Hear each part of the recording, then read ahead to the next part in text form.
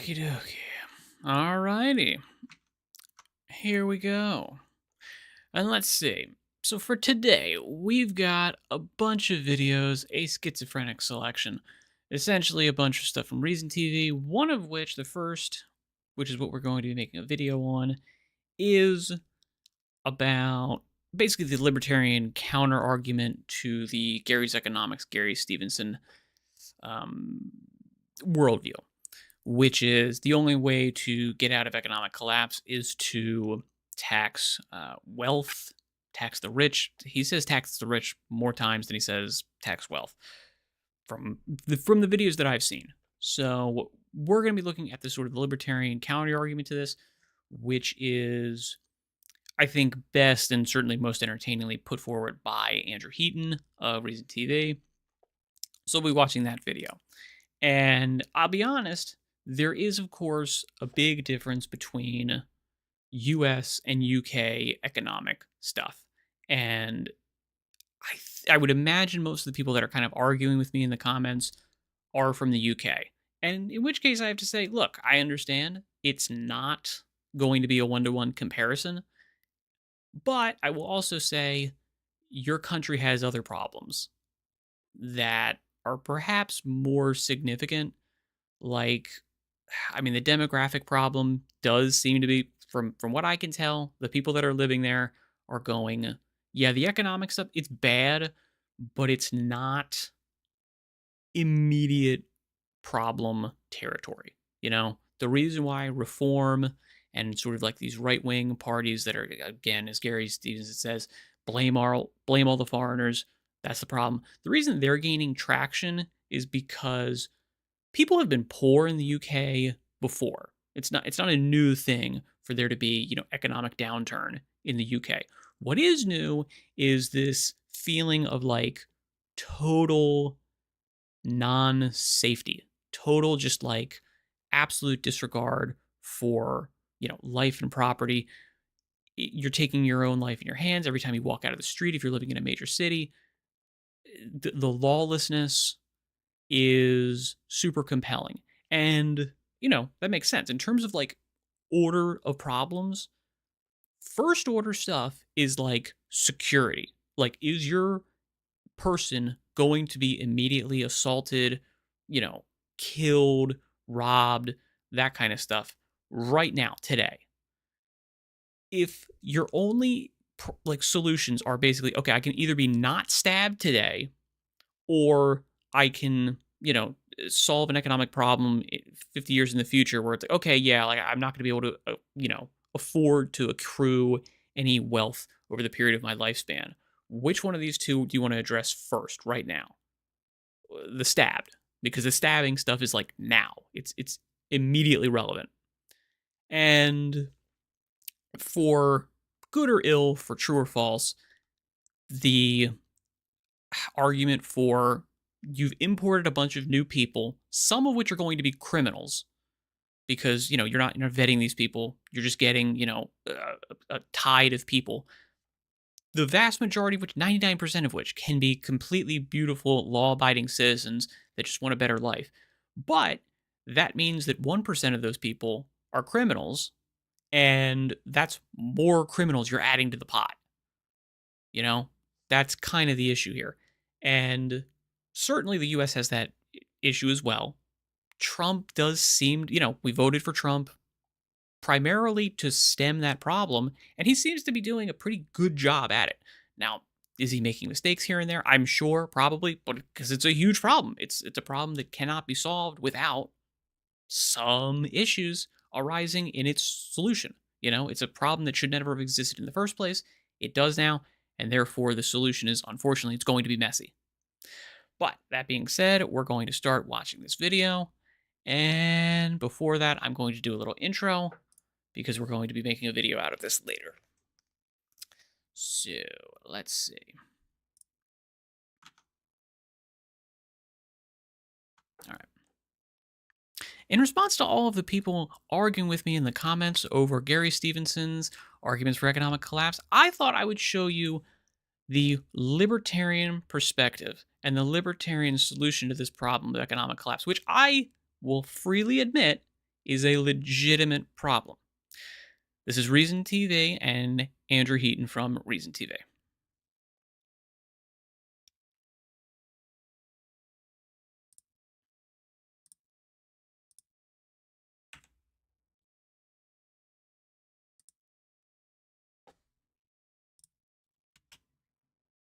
Oh, nope, I fucked up.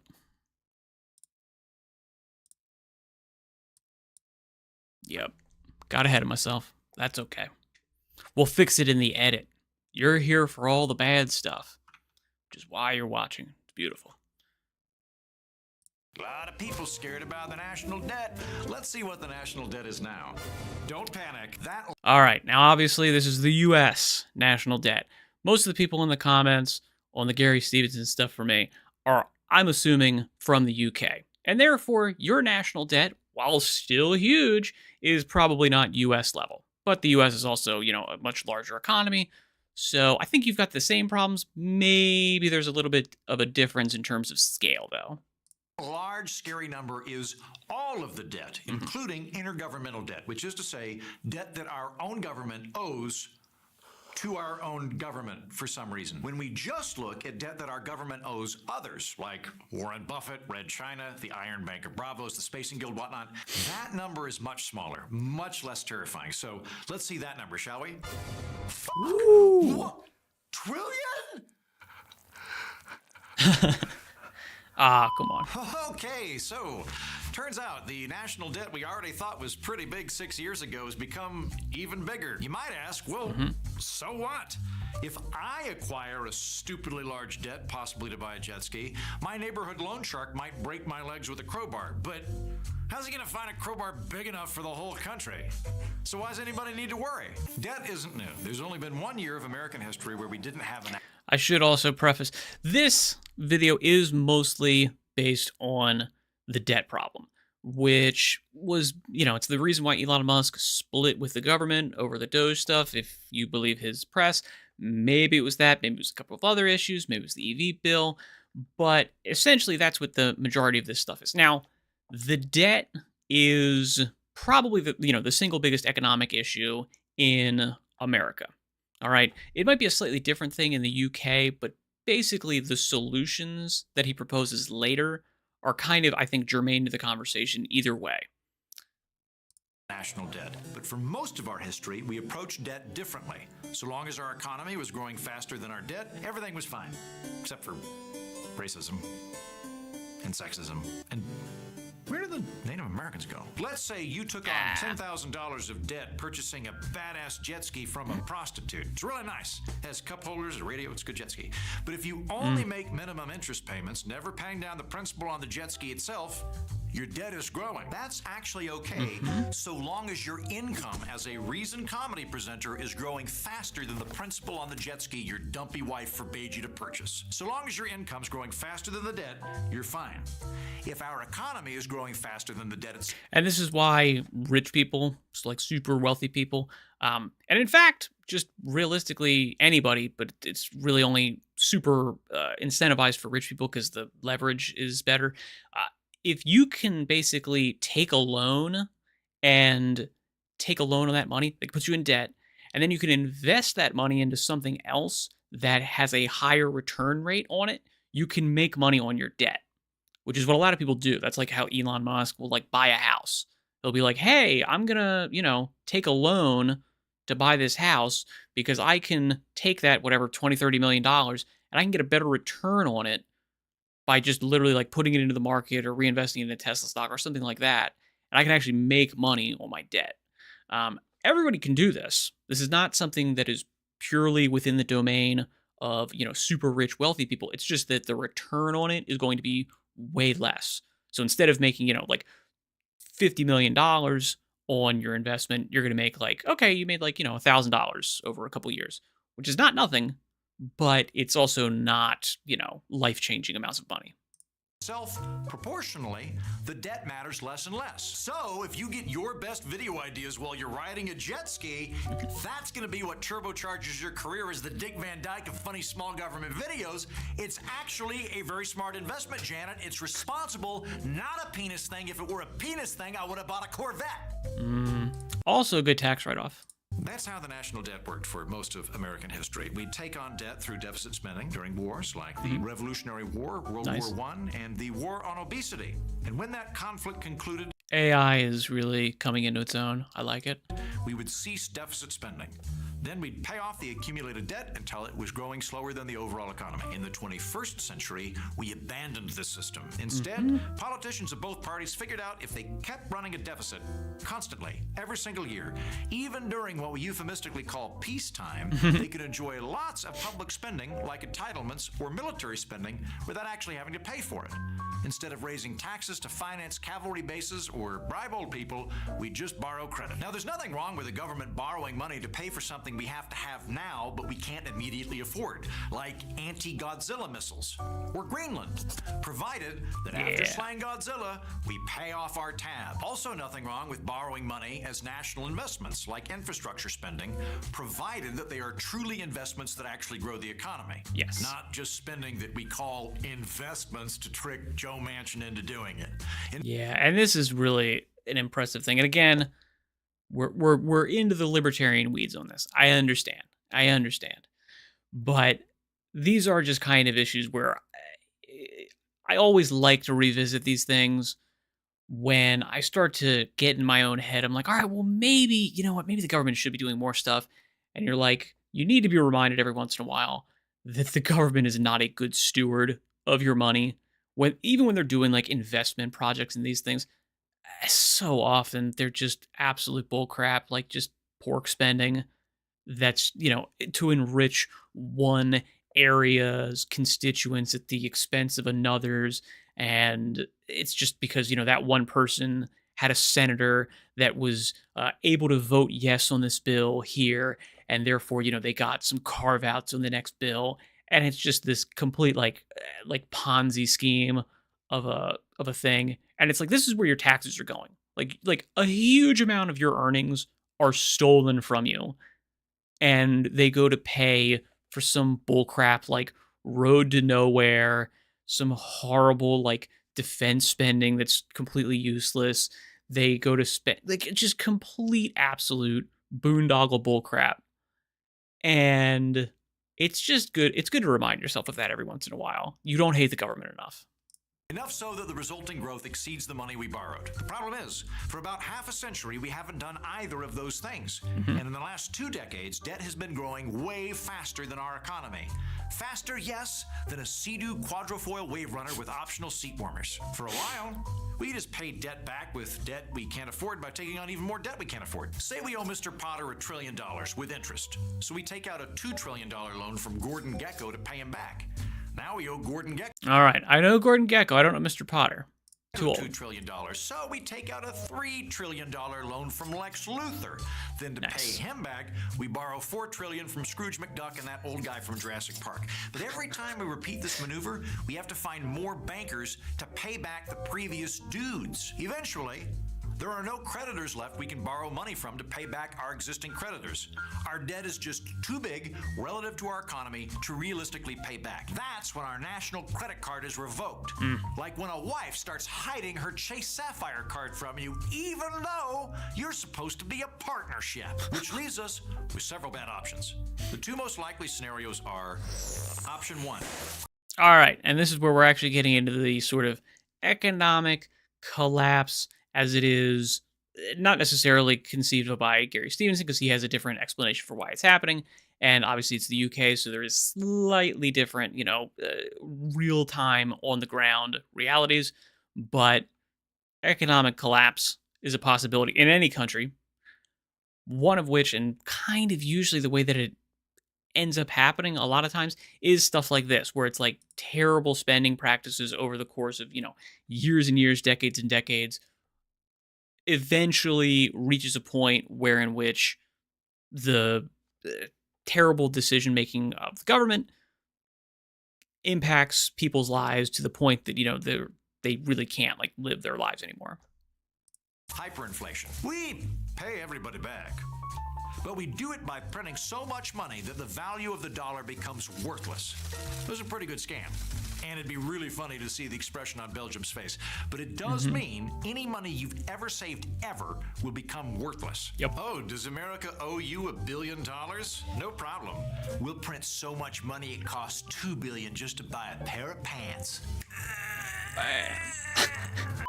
Yep, it'd be the kind of Weimar Republic hyperinflation fiscal nightmare where our commerce secretary loses his house and turns tricks in an abandoned Waffle House storage closet. You know the kind. Option two is we just quit deficit spending altogether. Austerity. We quit paying Social Security and Medicare. We leave astronauts up in space to be eaten by space sharks. Abandoned Greenland to Godzilla. Goes to every country we've ever had a cavalry base in and ask Canada if we can store our nuclear stockpile in a Manitoba U-Haul. Aside from the many senior citizens who will... Okay. And basically, I will say austerity. I don't know why, but I've definitely heard. I know actually from who. This is the man carrying thing videos. He likes to say austerity politics. Like we've had austerity politics for the past 10, 20 years. I mean, we've been spending an enormous amount of money. I don't know what his definition of austerity is, what his definition of austerity politics is, but I don't think we have been cutting back on spending at all because we haven't. I mean, it would cost votes. Politicians do not want to cut any kind of entitlements, even though that's kind of what we need to do to balance the budget. But we've not had austerity. Then be forced to turn tricks in an abandoned Waffle House bathroom, it would also capsize the entire economy. Like it or not, government spending comprises a big chunk of our economy. So that sudden cold turkey approach would trigger a massive depression, which would also wipe out the private sector. No one knows exactly when that tipping point is, but there's broad economic consensus that it will happen. At some point, America goes from gobbling up debt to the kind of depression in which the chairman of the Federal Reserve Board sells pictures of his feet to pay rent for a bunk bed in a haunted Waffle House bathroom. Pretty much everybody agrees that if we don't course correct, we'll eventually hit that tipping point. Yeah, even the modern monetary people. The MMT people are the least terrified and the most excited about those foot pictures. But they say we don't have to worry about default because we can always make more dollars to pay back creditors if we have to. Exactly. That's called inflation, which is what I'm afraid of. That and my wife finding out about my secret backup jet ski. But between now and when the debt hits the fan, there's something even more insidious. Crowd out. As the deficit grows larger and larger, more and more of the economy goes to servicing the debt instead of economic growth. The economy gets sluggish, stale, flaccid. When the economy doesn't grow as fast as our population does, it means the next crop of Americans will have fewer or lower paying jobs, and their quality of life will suffer. My son may never... And this is basically, this is where the sort of the parallel you could draw to the UK would be, which is, all right, your ability to purchase assets at a reasonable price goes down and down and down and down and down. And it's a real issue because not only does it mean that, your purchasing power is less, even if, the purchasing power of your dollar in terms of inflation has stayed the same, the price of certain assets has gone up, and therefore, they're out of reach for you.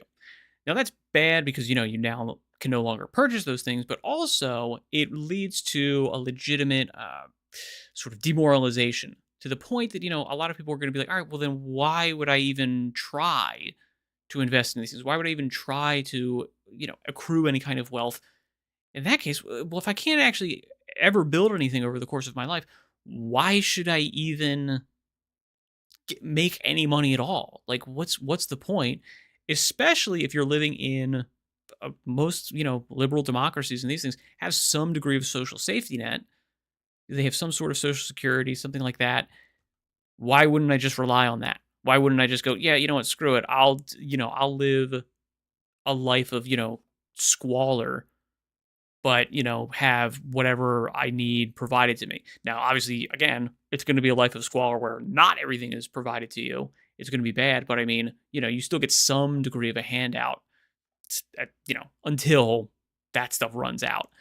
But it makes a perverse kind of sense to just go abandon all hope, just completely wash your hands of any attempt to make things better, because the possibility that you actually succeed at that is so small and slim that it makes no real logical sense to even make the attempt. And that also means, okay, well, guess what? I was like, all right, do you want to have kids? And I was like, well, I can't afford a house.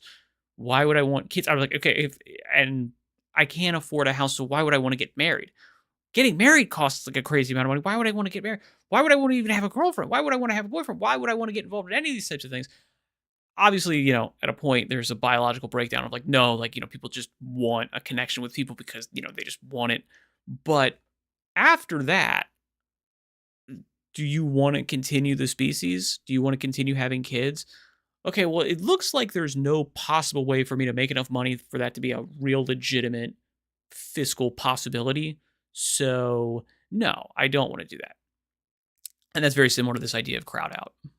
Have the wonderful experience of losing his virginity on a jet ski. Meanwhile, crowd out affects the public sector as well. Every dollar spent on servicing the debt is a dollar that does not go to infrastructure or education or welfare or protecting our valiant astronauts from space sharks. Instead, that money goes to creditors. The bad news is we are driving towards a distant but deadly fiscal iceberg, and every day we're picking up speed. The good news is you can steer around icebergs. Trust me, I've done it. To avoid hyperinflation and or a giant flaccid depression, the first step is to get back to the point where the debt is growing slower than the overall economy. We could, theoretically, just grow the economy really, really fast, like super fast, for 10 or 20 years. That's my preferred option because it doesn't really require me to do anything. I don't have to pay higher taxes, and also I can still collect Social Security checks through my various identity scams. Maybe. And these are the solutions. This is the libertarian idea. This is, I think, a better economic idea. And also, I think this is even if these are not, again, like exact, fantastic, perfect, like needle precision policy proposals, they are at the very least, I think, workable, non-silly solutions. Like the idea of taxing wealth and these types of things, I get it. I love the idea, except I don't think it would work at all ever. I literally don't see a place where in which you could make this happen. Even if you're saying, that rich people do not have absurd amounts of power over the government and therefore they would never allow such a thing to happen, which is, again, that's Gary's economics argument here, is that, the rich people are so insanely powerful that they'll never let this happen. Okay, well, then it's kind of just a waste of time to try to make that happen. If you're going to say, no, they're not that powerful. They are insanely powerful, but they're not that powerful. Okay, great. But they can still move. They can still take their assets out. They can still, sell their assets, blah, blah, blah, blah, blah. They can basically make it, and then, taxing that wealth and that type of stuff, you can't tax it anymore because they got rid of it. They liquidated it. They moved away, and now they are no longer part of your tax base. And so now you have the same amount of services you have to pay for and way less money to pay for it with. So these kind of libertarian solutions, I think, make more practical sense and are, doable, happenable. They can actually work. Even go on a modest vacation to Greenland, which is supposed to be lovely this time of year. But the year-over-year sustained growth necessary to outpace the debt would be incredible, far higher than any given decade in living memory. Like jumping over an iceberg in my Buick. Theoretically possible, but not very likely. Definitely not very likely if somebody in the passenger seat's telling me I'll never make it. We can pay down some of that debt by raising taxes. Americans broadly like the idea of paying higher taxes, provided that the group that's paying them is other people. We don't like paying taxes ourselves, just rich people. And rich people are, by definition, anybody who makes more money than me. The problem with that plan is, even if we pulp and liquefy the whole lot. Okay, and this is the important part again of wealth taxes and these things. So pay attention, please. Jeff Bezos, Gordon Gekko, Mr. Burns, that guy, all of them. The debt is so massive we would barely make a dent, even if we seize the assets of the top. Yes, and the parallel here to the UK is essentially, if you were to tax all of the, the wealthiest 1% of people in these types of things and just take all of their assets forever, bam, bam, we just grabbed all of their stuff, which, obviously took them, years and decades to accrue, if not hundreds of years, and family wealth and all that kind of stuff. Get rid of all of it. It pays for what? I want to say something like a week of government spending, something like that in the UK. Maybe less than that, maybe a little bit more, but basically somewhere around that. And then guess what? That money's gone. You can't tax them that amount of wealth again. So what? Then you have to move down to the next 1%, next top 1%. Okay, well, their holdings are even less. Like they're exponentially less. So now it's, instead of paying for like a week of government spending, it pays for like an hour of government spending. Okay? So it's like, it's just not a fiscally reasonable way to go. Now, again, I will say this video is, kind of trying to focus on the Gary's economics UK aspect of the, the economic collapse that he's saying is coming. And for him, the problem here is that, these assets that are, wealth creating or wealth holding assets are priced out of the realm of certain people. I get that, but that is not necessarily the economic collapse. It's not in the same vein of, hyperinflation. It's not in the same, complete disaster area of, US debt and these types of things, or UK debt for that matter. 1%, and we hook Elon Musk up to one of those goopy batteries from the Matrix, the debt is still so unfathomably large that we haven't solved the problem. If we go the tax route, you and I are also going to have to take it on the chin. Plus, there's a risk that if you raise taxes too high, it'll strangle economic growth. And not the fun kind of play strangling you get on your birthday, the kind that kills you, which means we would paradoxically wind up with less tax revenue. So we got to be careful with taxes, kind of sneak up on it. Lastly, we could slow down the growth of the debt relative to the economy by significantly cutting federal spending. But that's deeply unpopular because it means shrinking Social Security and Medicare. And you might say, well, why not cut into that big old swollen military budget? Scrap some cavalry bases? Godzilla's been all mopey and timid since he went off testosterone supplements. Fine, cut the whole military budget to the point that Canada can dick us around. Throw in NASA, throw in the Department of the Exterior. Sell Greenland to Lex Luthor. All of that's still not enough. This year, entitlements will eat up over half of federal spending, and that number's going to go up as we acquire more old people. There's no way to And so again, I'm trying to make parallels here. The exact parallels here are not necessarily germane to the conversation in the UK, but let's say, hey, you've got more of a socialist economic welfare state than the US does. You've got a lot of entitlements. You love the NHS and these types of things. Okay, that's great. Well, you've got a lot of extra people coming in as a proportion of your population, and therefore, like, I think it's something along the lines of like 1 million people have come in to the UK. Okay, well, like America lets in like 1 million people legally every year, but as a proportion of the population, like a lot more people have come in, and they're all apparently also, eligible to receive those benefits. And from what I can tell from looking at some people, they're getting a fairly large amount of benefits from that state. And therefore, you don't have as big of a defense budget, but your entitlement spending is even bigger as a proportion of your budget. Unless I'm wrong, let me know in the comments if I'm wrong. Significantly cut spending without hitting entitlements, which means giving senior citizens a haircut, which is deeply unpopular with voters, politicians, and my mother-in-law. She's not going to take a hit on Social Security without a fight. That's her jet ski money. We can just keep spending levels stable instead of increasing the budget every year. But because we have more and more old people every year, they would experience that as cuts. And my mother-in-law would kill me, and you, and any congressman who looks like you. Personally, I think we should do all of the above. Grow the economy as much as we can, coupled with $1 of tax increases for every. And I will say the grow the economy stuff is actual growth, not just pure GDP line goes up growth, but actually growing the economy in terms of making some sort of innovation, making more jobs, making jobs that actually have value and produce value for the economy and these types of things. All of that stuff would be great. So I mean, this is generally speaking thought of as like, okay, you want to incentivize entrepreneurial small business ownership and creation.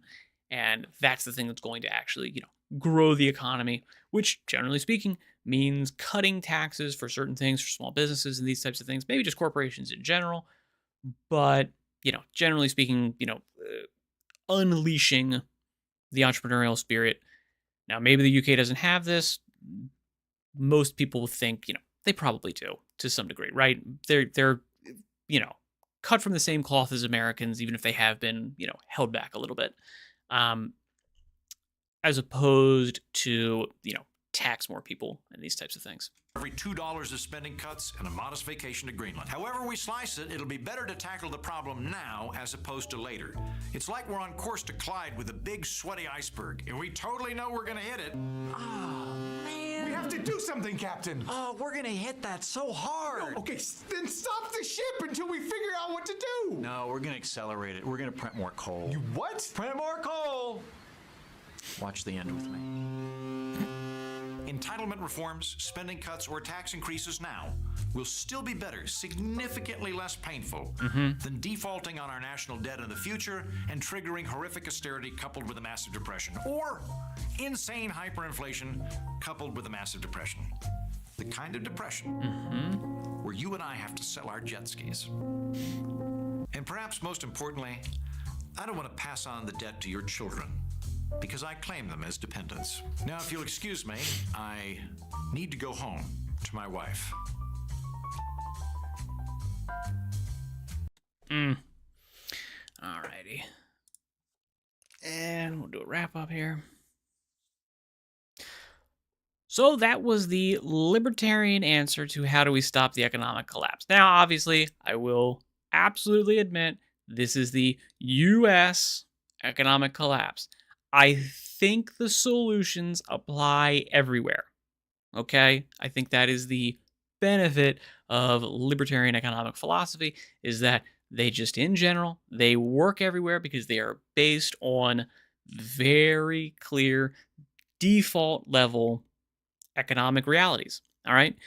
People want to be able to trade. People have certain things.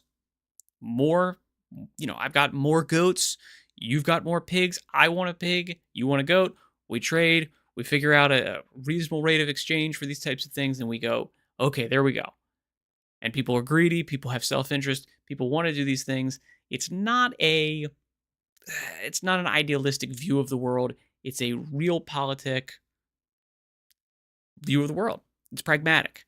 And therefore, it works because it is just, taking the world as it is rather than how it should be, how we would like it to be, what we think it could be. And it's applying those principles in a way that usually makes good math sense. If you disagree with me, please do let me know in the comments. I do like to read them. Thank you very much for your time and attention. Good luck in all your endeavors. I'll say farewell for now. All right. Fantabulous. And we can hit stop recording. That's good. We'll go back. And now we get into the Roblox stuff. All right. So this is the stuff I made the poll about, the Roblox stuff. Is this still a big story? I've kind of heard a fair bit about it, but I really actually wanted to see the legal mindset video on this because I want to get an actual view of what the hell is going on here. Because I've heard a lot of stuff. I don't know what specifically this case is about. I've heard there's stuff like, vigilantes are being, potentially sued by the Roblox company. I'm wondering if that's what this is specifically. So I want to check this out. Is we're going to pull up the actual complaint. And we're going to start at the factual allegations. It's a little bit of a flashbang, guys, because it's a PowerPoint. So obviously it's white. So you're going to get a little bit of a flashbang, but here you go. This is the document. We're going to read through. This is like the schlep. I will, I've already gone through the procedure here and the venue and the parties. You guys know Roblox is, a company. So let's read through some of the factual allegations that I think are really relevant here today. So one of the biggest ones is that it's got 6.4 million experiences. So it's very, very, very big, and that they have complete control over those experiences. So this experiences are like the game worlds. type things, like the games that they make in the thing? I They think that's can the case. handle age verification, warnings, age restrictions, all of that, policies, rules. That's all controlled by Roblox. They Okay. fully control that. They don't outsource that. That's not something that they, at least as far as we know. Mm.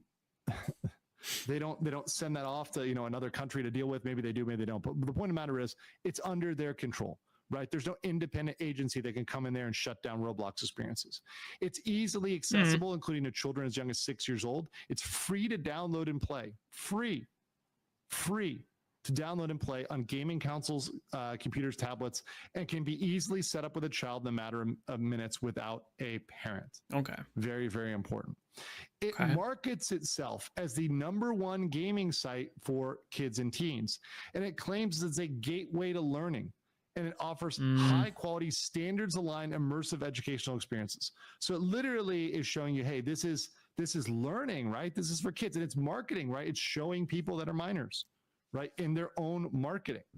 They exploded during the pandemic, where they started with roughly 31 million, right, during the pandemic, more than half of which are under 13, making it the world's biggest recreational zone for kids. The growth continued unabated until their latest report, which has about 83 million, 82.9, 83 million just about tripled active users. Here's the kicker, guys. Get these numbers. 20% are under 9. But when you add this up, 20 plus 20 plus 16, what is that? Now, my math ain't so good. That's 56% of people are minors. 56% of people on this platform are minors. Today, Roblox is the most I mean, technically, if you're going to add 17, there's probably a bunch of 17-year-olds too, so it's probably plus 56. Downloaded game globally.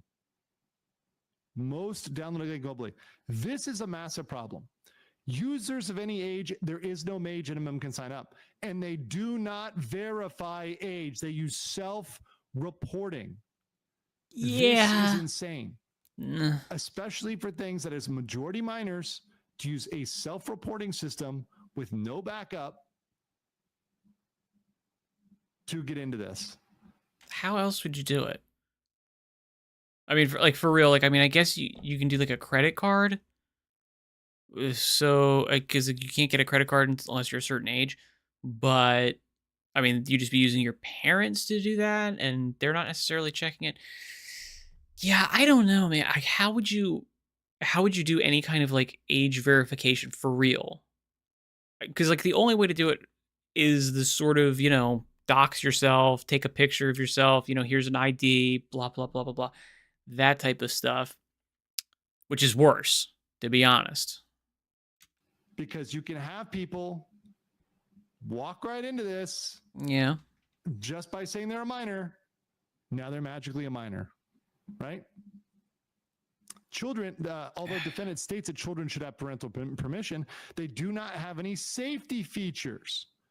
So they don't have to contact or confirm with parents. They could easily make this so that, hey, when you sign up, the parent has to submit an ID, right? For the kid, they have to have a biometrics, et cetera. There's something where they have to verify to age verify. No, screw that. This. Right? We have the technology. It's not impossible to do. They could make this happen. They could. So they could. I don't want them to. I mean, because like realistically, the idea here is what is the relative harm? The relative harm in terms of like percentage wise, what's the possibility that you're going to get, picked up by a predator in Roblox with 84 million people, 81 million people on there? The odds of any one of those people getting, picked up by a predator, which would be horrible, super low.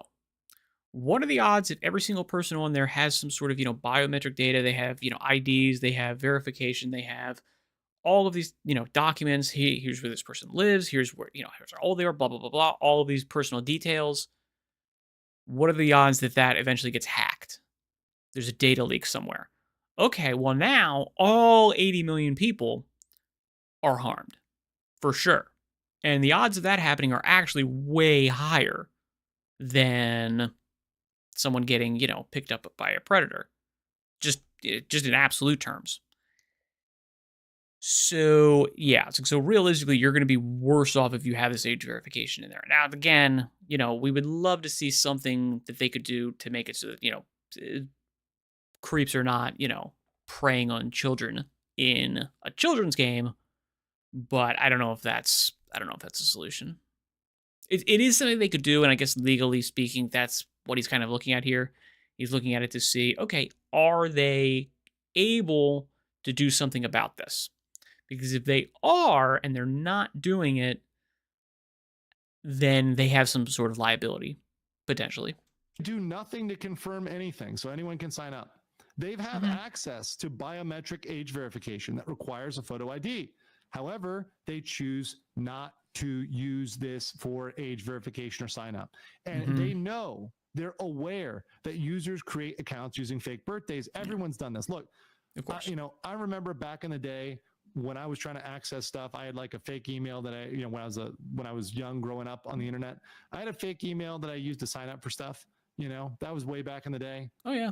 Everyone's done it. And there's been times in which I'm signing up for an email. I'm lazy. So I said I was born in 1901 just because I'm like, well, I'll remember that. Okay. I don't want to scroll down. Look, there's that's harmless or relatively versus this that is very much harmful where you're getting, people that are entering into this and they are, you doing this to enter essentially a playground, right? After creating their assigned default avatar, so obviously you guys know what avatars are. There are a bunch of experiences in the game of all different types, right? This is crazy. Prior to November 2024, when a child created an account, the default setting was for parental protections to be off.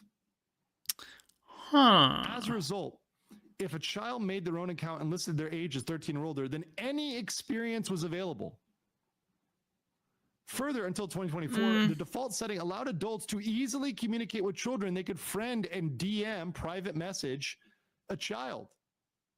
And even is that the people that self-identified as adults in the game, like above 18? Yeah, that would be something.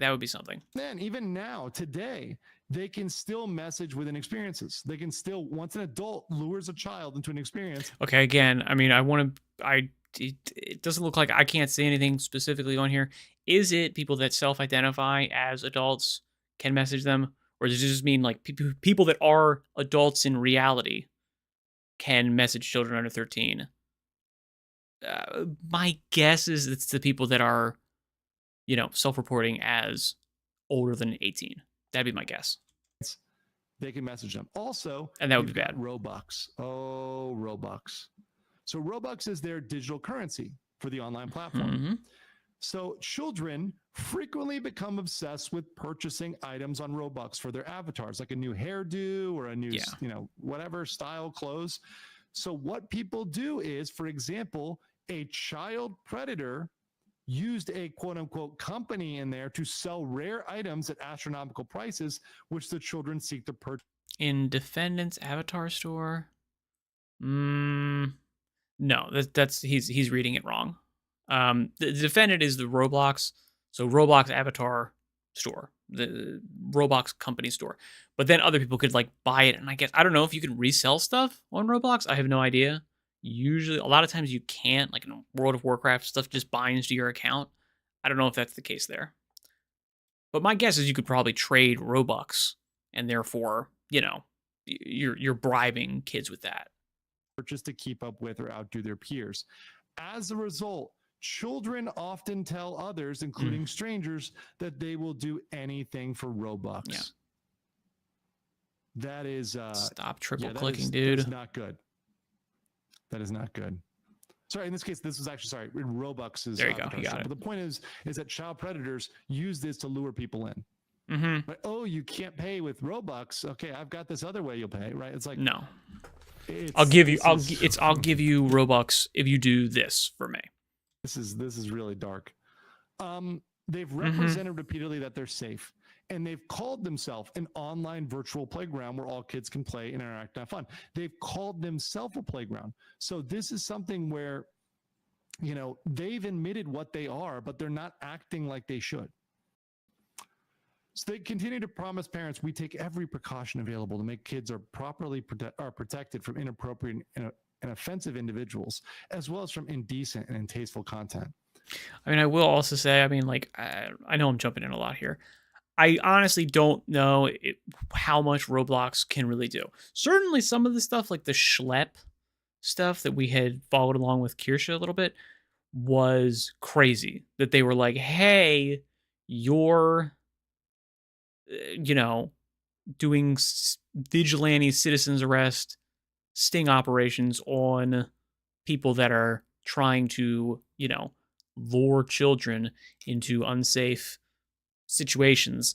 And we're going to sue you for that. We're going to make sure that you can't do that anymore. And I'm like, okay, yeah, that's crazy. And that certainly paints a picture that these people actually don't care at all if kids are, like molested as a result of, playing their game. As long as, they're not legally responsible for it somehow. Or, even if they are, like, they just don't care at all. That's a definite possibility. But the other side of this is, I will say, I don't, like, in terms of the policies they could have put forward, the idea of, like, again, I'm just going to keep saying it, doxing yourself, like having your kid's ID necessary to play a game is probably worse, because that kid's ID is probably going to get stolen in some data leak. And then, their identity's gone, their identity's stolen. Not to mention then, hey, guess what? That kid's address is now up for all the child predators to peruse at their leisure because there's been a data leak. And they can just go through and go, oh, hey, little Timmy's close to, me over here. He's, 2 blocks away. And I know exactly where he's at. Easy. Easy pickings then. I think that's probably worse. I think that's probably more dangerous. I think that's probably more likely to be harmful. So I don't know if Roblox is doing that because they've considered that, or if they're just like, nah, I don't give a shit. That's totally possible. But I'm also like, I don't know, there's not really a good solution here on the company's side. Like, even if they try to do everything possible to make kids safe on their stuff, they're opening up another avenue for them to be harmed. It's just not, there's no solution to these things from their perspective. The actual solution is, you got to actually, unfortunately, you got to parent your kids, and you have to be, involved in everything they do. And maybe that's even going as far as saying, you know what? Yeah, no, you just straight up can't be on the internet as a kid. Like you get, an hour of internet time where we turn the router on, and, for the rest of the time it's squirreled away. It's in like a, Faraday cage safe for which they don't have access to. And then they have, they have a little, like, clamshell Nokia phone for emergencies and that stuff. They have no smartphones. They have no Wi-Fi. They have no internet. They have no nothing.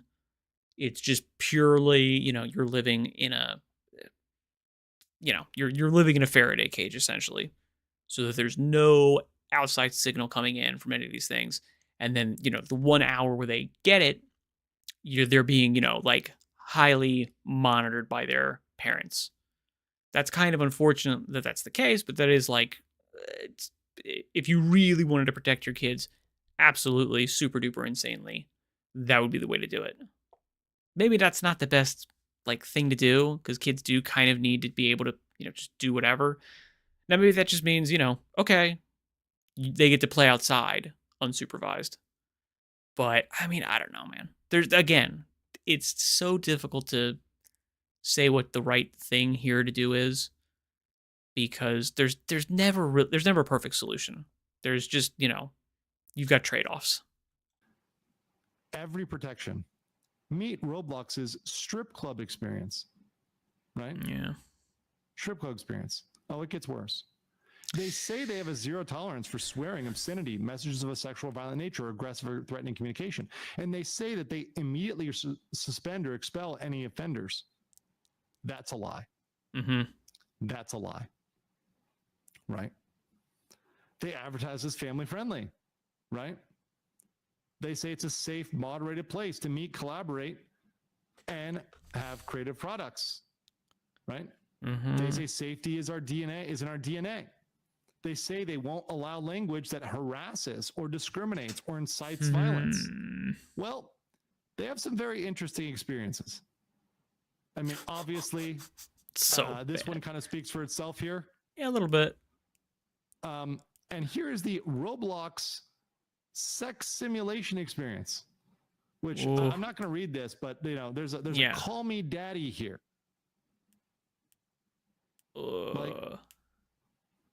Okay. And I'm not even going to read this, but you guys can read this, especially this about Hello Kitty here. You guys can read this sort of language here. This person just hung out, was not banned, right? Huh. Like just happening in chat. All right. The vice president of civilian partnerships doubled down on promises in parenting magazines and news and podcasts, all aimed at persuading parents to let their children use Roblox. She contacted international online safety experts in an effort to sell Roblox safety story. The funny thing is, the very same people are on the board of the safety organizations. The safety organizations Classic. that they talk about, oh, they're so safe. They're on the board and also in Roblox. Classic. It's what we call industry capture. So right here, they're saying parents, in response to safety concerns, Roblox notes the platform was designed for kids and teens from the beginning, and we're committed to making safety a priority. This continues to be our most important priority, and that will never change. Clearly, that was a lie. Clearly, that was a lie. They talk about incredible moderation. All that stuff, once again. I mean, I don't know. Again, I'm like, he's making it way more clear cut. Now, maybe that's because of the perspective that he's looking at it through, in terms of like just who has legal liability and responsibility for these things, as opposed to, what are the things that they actually could have done? That's the perspective I'm viewing it from, and I'm just like, I don't know, man. I don't know if there's like a good actual solution to these things.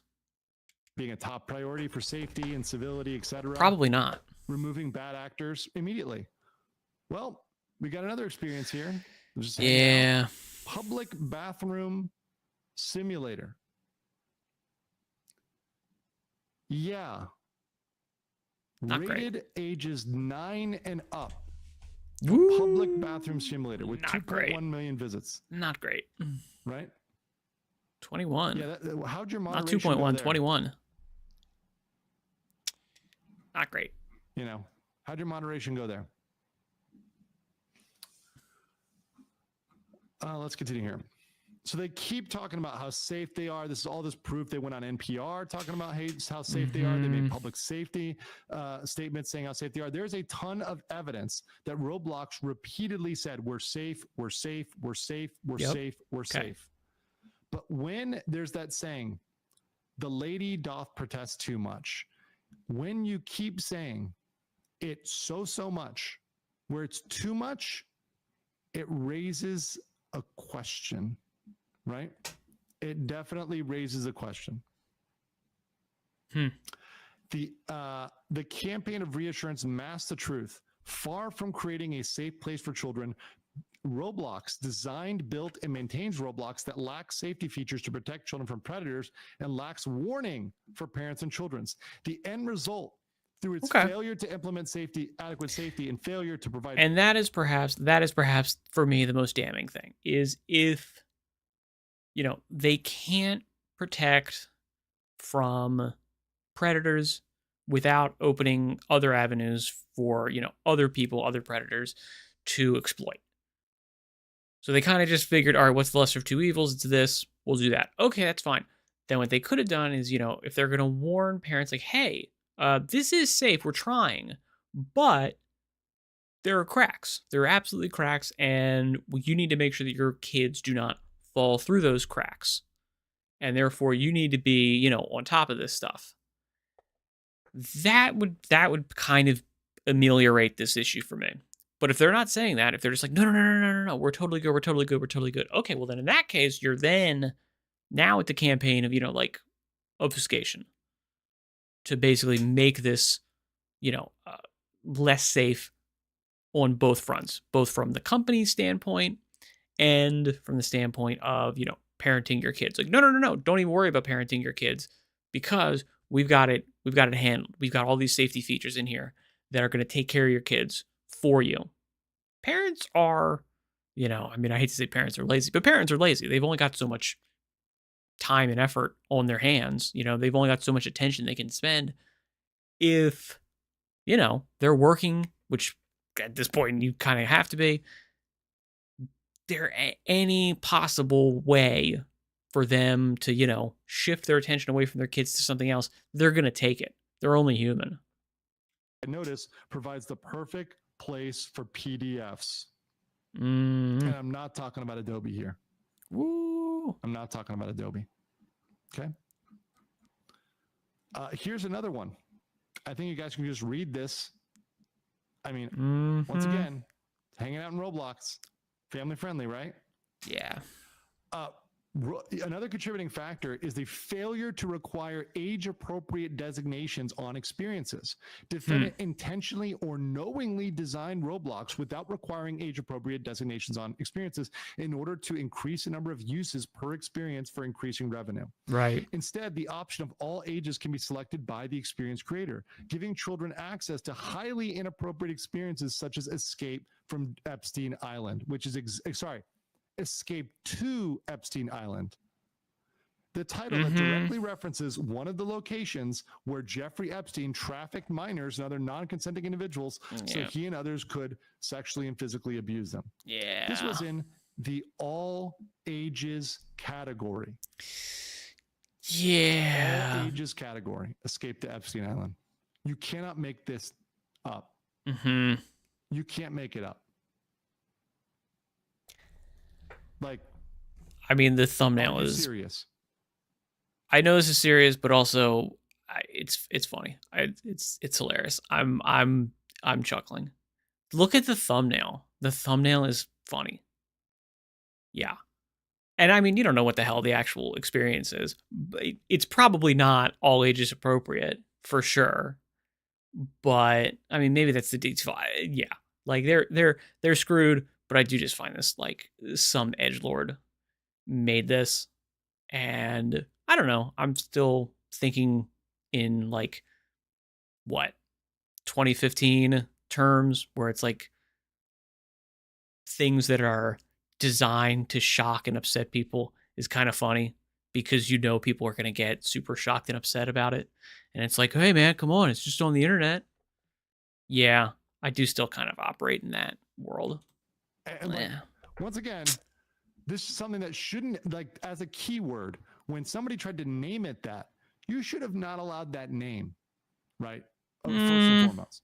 But beyond that, that should immediately have gone to somebody, okay, we're banning this person permanently. We're like IP banning this person from the platform. We'll probably we might even notify law enforcement. I mean, this is something that, once again, you're going way far here. You're going crazy far here. Children are exposed to this graphic sexual material, and existing safety features are woefully inadequate. Their chat filtering feature is designed to filter inappropriate content and personal information on accounts 12 and younger, but is less restrictive by accounts age 13. However, filters easily bypass obscuring text with alphanumeric combinations, e.g. D1, DDY, P13, and S. And I think we all don't need to be that intelligent to understand the lead speak here, as we called it back in the day, the lead speak, right? I think we all know what this is, and we all know what they're trying to say, right? It is ridiculous. So the fact that's lazy. Simple stuff like that's this, super lazy. If they're just not lazy, could filter that out. Nope. Not only does permanent workaround, but also allows players to circumvent filters to request and provide links to external chat services. While the experience on Roblox is created by developers, the tools used by developers are ones the defendant designs, controls, and makes available to third parties. However, Roblox has control in which the tools are used and has the ability to place limitations and restrictions on them. Instead, however, over the years, Roblox has grossly inefficient safety controls and safeguards. As early as 2010, 15 years ago, All right, we're halfway through. I still don't actually even know what this case is about specifically. They devolved into hosting and promoting. Like I get the discovery stuff. Maybe I should. You know what? I probably should have read. I probably should have done the other thing. Let me go. There's another video. I'm just gonna do this one. This fast facts. This is probably a little bit better, as opposed to going into the deep dive specifics. Particularly as Louisiana hits it with what may be a killer lawsuit and may be copied by states and even countries around the world. We're going to get into that today on The Legal Mindset. We teach you to be your own judge. I'm Andrew Esquire, an American attorney. And of course, is a Fast Facts video, the quick and dirty version of the latest in legal news. If you like the Fast Facts, make sure to like and comment on the video below. Well, now, it's better than that. Today's topic is Louisiana versus Roblox, and we're going to focus on that and give you a little background here. We've got, of course, the intro PowerPoint and the pelican feeding its children its own blood. Very interesting flag of Louisiana there, because this is under Louisiana law. Weird. Now, I try to be entertaining whenever I can, but today's topic is a somber topic. It is a serious topic. So please be respectful in the comments. And if you're watching No. Okay, so it is the Louisiana stuff. All right, so, which is not what I was thinking. I was thinking of the Schlep one, which is the one we were following with Kirsha. Yeah, no. Whatever. Next one, totally schizophrenic. Yeah, if you want me to go back to it, I will. But to be honest, the Roblox stuff, it's just at this point, like, I'm not. Obviously, it's horrible, and it is a big story, but other people are covering it better. I was just trying to learn about it, and I just can't. There's no. I should just read a couple articles on it. Yeah, trying to do this is stupid. Watch a video on it. It's just not entertaining. All right. Andrew Schultz gets his ethics tested by Alex O'Connor. The trolley is running down a track, and there are 5 people either tied to the track or they're workers, and they don't know the trolley. Race. There we go. Jewish. Run them over. No. Go. 5 people are tied to the track. And you've got one on the other side, or one on another track. Because the track splits, I presume. Very clever. Gotcha. Thank you. And they've got a lever that you can. It's kind of next to you, and you can pull the lever. And if you pull the lever, 5 people are saved, and the trolley runs over 1 person. Yeah. And the question is simply, would you pull the lever? I don't know. Would you pull the lever? I don't think you pull it. No? I don't think so. Because now you're responsible for death. Yeah, because then you are letting 5 people die rather than making 1 person die. And I think letting versus actively doing changes it. Can we ask questions? Pull the lever. Okay, go. What about you, Al? I don't pull the lever. Same reason. Can we? Are we allowed to ask questions about the people, or does that destroy the whole? Well, you can. Like age, That's for normal. example, might be important. In this circumstance, you don't know, right? Or you assume that they're all like 25. But Got it. There are what you can then do once you work out whether you pull the lever or not is then start changing these variables. Okay. Give me the toughest You pull variable. the lever? That really helps. Lever? Yeah. Would you pull the lever? No. Wait, what is it? It's going to hit 5 Gonna and hit then 5, it and if you pull it, If you don't pull the lever, it hits 5. If you pull the lever, it hits 1, but you pull the lever.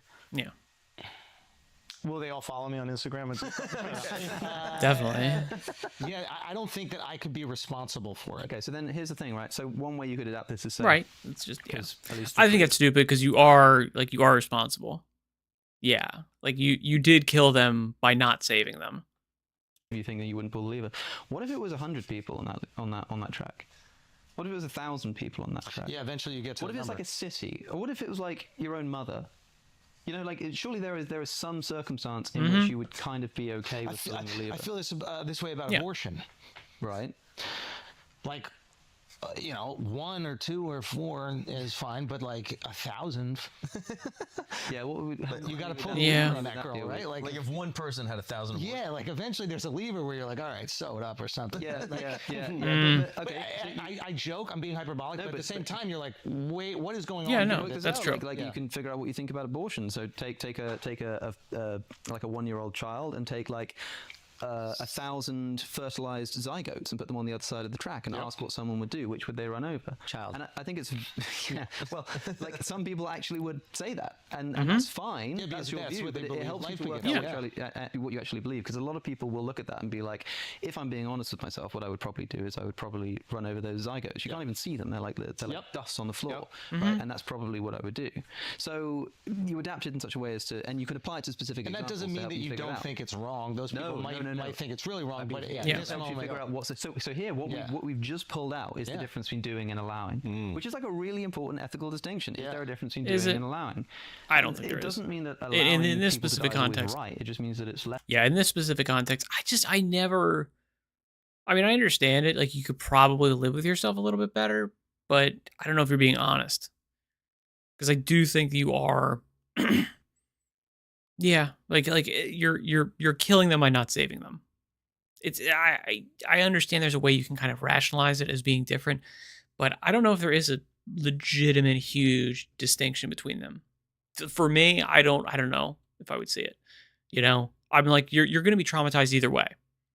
You know, because you just watched people die. All right. The only thing that you can do is act to save people or not. Okay, so I acted to save this one person at the cost of these other people by not pulling this lever. That's an action too. Like that's a decision too. You decided to save that one person by not pulling that lever. It's yeah. I do think people obfuscate it a little bit. Less bad than proactively killing people, right? So then, okay, so take an example But you did. where one of my favorites is the trolley's going down a track and there's one person tied up, and there's another track where there's also just one person tied up. But you think you'll really get a kick out of killing someone. You think it's going to be like great fun. Is it wrong to pull the lever? Yes. yeah, Why? Yeah. because wanting to kill people for fun is bad. Why? Yep. I assume this is an No, impulse this side. is Once you- legitimate. It's a once you legitimate break question. that seal, it's quite possible you break But it again. suppose we just know that this person like is a perfectly well integrated member of society who recognizes that this kind of like kick they get out of the thought of killing someone is totally immoral and they'd never act in accordance with it. But look, I've got this opportunity So this is, to me, doing is worse than allowing. to enact What's upon it interesting with the first one, This is Dexter. and be like guilt Are free. you familiar with the show? I haven't seen it. He's a serial killer that like Yeah, yeah. finds a way to kill just Oh, bad cool. people. Yeah. Right. So This is it's, the it's, trolley it's problem, not even essentially. that they're bad people. It's not like, oh, they deserve this. It's literally like Somebody's got to die. Somebody's got to die here. I get to scratch my itch. Exactly. And here's an interesting consideration: Yeah. is that have you ever heard of utilitarianism? yeah, So the the view that greatest good Okay. for the greatest yeah, number of people, right? and that's usually cashed out in terms of maximizing pleasure or minimizing suffering. Pain, yeah. Right. This is what morality is about. That's what it is for the utilitarian. And pleasure is defined very broadly there. It doesn't just mean Yeah, like, okay. It doesn't just, It's not a brothel. yeah, exactly. It's like anything which is well-being. That's Exactly. how I- right. food, shelter. Yeah. So here's the thing, right? If you're a utilitarian, then suppose it's not you. Suppose it's someone else who's going to pull that lever, and you know for a fact that they will get some pleasure out of pulling that lever and killing that person. It might not just be that it's permissible for them to pull the lever. If you're a utilitarian, it might be a duty. They might have to. Because that will maximize pleasure. Same number of people die, except one extra person is now going to get an equal. Yeah. You actually got an obligation.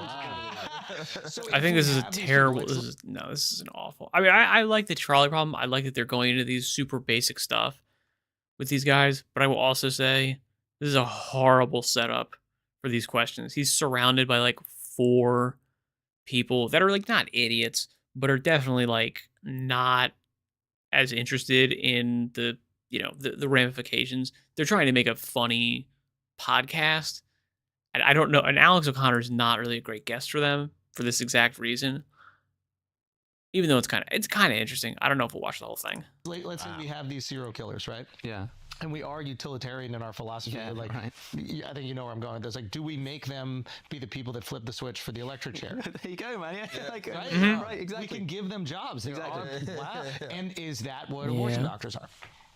No. Now we're getting too Yes. But I do. We'll be right back. I do. No. I'm teasing, obviously, but like I do think these ethical dilemmas present themselves in it's like even vaccinating your kid, right? And again, I'm not going to talk about like whether vaccines work or don't work or positive or negative for society, but like the fear as a parent when you have a brand newborn baby you love more than anything, it's so amazing. Yeah. And like you watch one video where you're like, this could cause harm to your It makes kid. sense to be terrified. Yeah. Because now you have the lever, right? You go, do I want to be the person who takes responsibility for causing the harm? Oh, shit. Or do I not pull it and then, God forbid, they get measles or mumps Yeah. or whatever that shit is? And now not my fault. So, but this is the thing. Like Is that parents trying to not be the responsible? exactly, but a lot of people look at that and they say, but that's bad parenting. Yeah. If that's bad parenting, then maybe there's something more going on. It's not just as simple as like, well, doing is bad, but allowing is kind of fine. It's like, no, there's something more complicated going on. So how would you handle that? Like, what are all the different ways to think about that I scenario? think something important there is like the probability, because there's no certainty involved. The trolley problem, you have certainty. Right. So you need a version where you're uncertain. So say, for example, there is a track that's got one person on it, and there's another track that's got a big sort of box that you can't see, and it's got a 99% chance of having nobody in it, but a 1% chance of having 100 people in it. Oof. Same expected value, right? Exactly the same expected value. Right. Because you've got a 1% chance of 100, expected value is 1. Yep. You've got a 100% chance of 1, expected value is 1. Yeah. So would you take that chance? I might be inclined to pull it. I would probably pull it. Yeah. And Of course. what does that tap into? There's got to be 'Cause you've some got- yeah. positive thinking. If most people say that they would pull the lever, it tells us that expected value doesn't actually work properly. Right. Because you should, if you're being rational, you should Yeah. say, well, I have no preference whatsoever. I bet a poker But player you would do be like, have I a don't know what to do. preference. But the rest of us who aren't doing You these do. calculations maybe it'd be more difficult. But I think what it shows is that expected value is a bad way of thinking about stuff. So, because this is how you work something out. If you've got a gamble, like you sort of do the expected value and work out which is higher. But that's not actually how people think. You know Right. the game Deal or No Deal? Yeah. My friend Phil Halper pointed this out to me, that like if you're playing Deal or No Deal, and you've got a box, so say one of the boxes is like 0 and one of the boxes is like $500,000, right? This is good. This is good. If you're then offered $150,000, Yeah. like, are you taking that? Fuck no. Give me that $500,000. The thing is, Right. it probably depends on who you are, right? If you've got a lot of money and that's not life changing to you, you're going to think, right, expected value. So I've got like. And if you have nothing, you're taking that But if you, 150. you are I'd take it. absolutely You're right. perfectly So rational to take 100. I have a even though- different answer than all these guys on everything. That's great. Even though expected value says that you should obviously like take the risk for the $500,000 because the expected value is $250,000, Right. Yep. and you've only been offered $150,000. Wait, can I selfishly, because I'm the only person that answered the trolley thing that way, I don't look at it as doing and letting. I guess I look at it as doing, but I'd be saving 5 people. That's the way my brain goes. Oh, So that's Yeah. your do. Your do my is doing is I'm saving 5 people, and one person had to die for me to save 5 people. And I think if I was that one person on the track, I think Yeah, these like psychology roundtables are terrible. I would understand. I wouldn't be like, hey, let him go. I'm not some fucking saint. What about the Fat Man variation? That's real quick before the Fat Man, just on that, like I think there are these. hey, that's no way to speak about your friend. You're just trying to get Oh my god. These. All right, I don't know if I forget can what watch hedge fund this. It is, but essentially what they do is they buy up businesses, they restructure them, they lay off 10,000 people, but there's still 40,000 people that work there. And I think Mitt Romney was one of the guys who owned Bain Capital, and this is one of the things they did. And he was like Yeah. a devout religious dude. I think he was Mormon. Yeah, he's Mormon. He was Mormon, but Yeah. and I think someone asked him is like, how do you deal with that? Like, how do you handle the fact that you're like letting 10,000 people go? And his answer was, Akash's answer is like, I saved 40,000 people's jobs. Yeah. Which Yeah, is and fair. It's literally just a case of how you think about it. Yeah, and I don't know if what he's done is immoral at all. I think if you're focusing on those 10,000, but he pulled a lever to save But man, 40,000. in my view, it depends how you feel. Like How like do I you say, feel like outside of like the thought experiment? Like, what is your, what did you say, like basic instinct? yeah. What is yours in these about what? situations? About like the lever? Yeah. Like I think pulling the lever feels right. It feels like that's a good thing to do. Just to save more people. Save the 5 to kill one, but like it's uncertain, right? And the point is it's supposed to be difficult. But the real utility in the trolley problem is whatever you say, you then adapt it. So you said you wouldn't pull the lever because you don't want to kill someone versus 5, and then you just up the ante and make it 100,000 people. And suddenly, I didn't actually ask, would you pull the lever then if it were 100,000? I would probably leave it. It's like Yeah. the whole city of New York, so at least in your case, it does change the scenario. You said that you would pull the lever, you would kill one person to save 5 because you're saving 5 even though you have to kill one. So, as you point out, a famous sort of next variation of this is like the trolley is going towards 5 people, you're stood on a bridge, and there's a fat man on the bridge, and if you push the fat man off the bridge, he'll crash into the train, and the train will stop and he'll kill the fat man, but it will stop it from running over the 5 people who are tied to the track. Would you push that fat man Yeah. off the bridge? You would. Yeah. Yeah. So, no, good. It'd probably be more difficult, but you would do it. You seem to be thinking very rationally about I'm this. consistent. You would actually push a fat guy. I don't know if I'm strong enough because I can't Yeah. really lift much weight, but yes. I don't get the physics. If you push him off the bridge, Yeah, because the gonna train's fall going into under It's the bridge. just, oh, the yeah. train's going under the He's bridge. just Got it. I'm like, I thought the train's going over the bridge. Doesn't matter. Diagrams. I thought the train was going over the bridge. I thought the train is like one of the Western movies where the people are running. Mm-hmm. You never seen Stand by Me? Yeah. I've seen it. I've seen it. It's a thought experiment, man. I'm like, okay, he's not gonna why I'm stop the looking train. at Come on. I'm still Yeah. saving 5 people. It's the same thing. So But you would kill someone you're with. That's completely Pulling the innocent. lever is killing. So I've made that decision. Now Yeah. I'm just shoving instead of pulling a lever. you would just shove this guy off the bridge. I mean, again, I'm not strong, but I would Yeah. try. But he's on the edge. I mean, obviously, the actual objection here is, well, the fat guy would just get run over. You're just killing 6 people now. You're not stopping the train. The train's just gonna keep going, no problem. It's your friend, and he's looking at. He's like, "Oh my god, these people." Didn't are say he gonna was your die." friend. Friend is different. Friend is different. Yeah. Because then I am random fat inconsistent. guy. No, then I am inconsistent. Yeah. If my mom is on the bridge or 5 strangers, I'm not pulling the lever. I'm not shoving my mom. That is now if it's my dad, heave ho. Right. But yeah, that's my inconsistency will stop at my wife, my kids, my mom, my best friends, sure. But in general, if Yeah. I'm saving 5 people and they're all Yeah, strangers, they're all I'm strangers. saving 5 people. Yeah. And I'm not utilitarianism to the absolute. That's crazy at a certain point. But like I do largely have that idea. Like it's saving more people. What are we doing? Yeah, so it's something funny. They put people in an MRI scanner and asked them about the trolley problem. And the people who said that they would pull the lever, but they wouldn't push the fat man, which is most people, by the way, I think. That's weird. People who would pull the lever but wouldn't push the fat man, in the MRI scanner, the part of their brain that like deals with emotion was lighting up. Yeah. Whereas the people who said that they would pull the lever and push the fat man, the part of their brain that deals with like rational thinking, That's me. Yeah. was lighting up. To me, it's just pure logic. It was an indication that a lot of people just think emotively about this and don't realize. They think that they're considering an ethical consideration, but really they're just like feeling it out. Yeah. And so it's interesting. So people like you seem to be thinking like rationally about it, and you're trying to sort of put it in like very sort of non-emotive terms, but then you said like you'd be inconsistent when it comes to like your family. Correct. And the question is like, why? Or is it inconsistent? Or do you Yeah, it's. I mean, you're still being rational. You're just being, evolutionarily rational because you're like, okay, yes, okay, this benefits me. Like you are being utilitarian to that degree, because your own benefit comes into it. If it's your mom, if it's your friends, if it's your kids, if you're these types of things, that has broader implications for you, and therefore you have your own self-interest to look after. So you're not like utilitarianism. Yeah, I mean taken to the furthest degree, you'd say it's that stuff, but there's also an underlying aspect of like there's human nature, there's biological imperatives here that you're not going to get rid of. That's why you kind of need to be, if you're going to be utilitarian and you're going to make a policy system based on it, you have to be pragmatically utilitarian, which is taking the world as it is, as opposed to how it should be.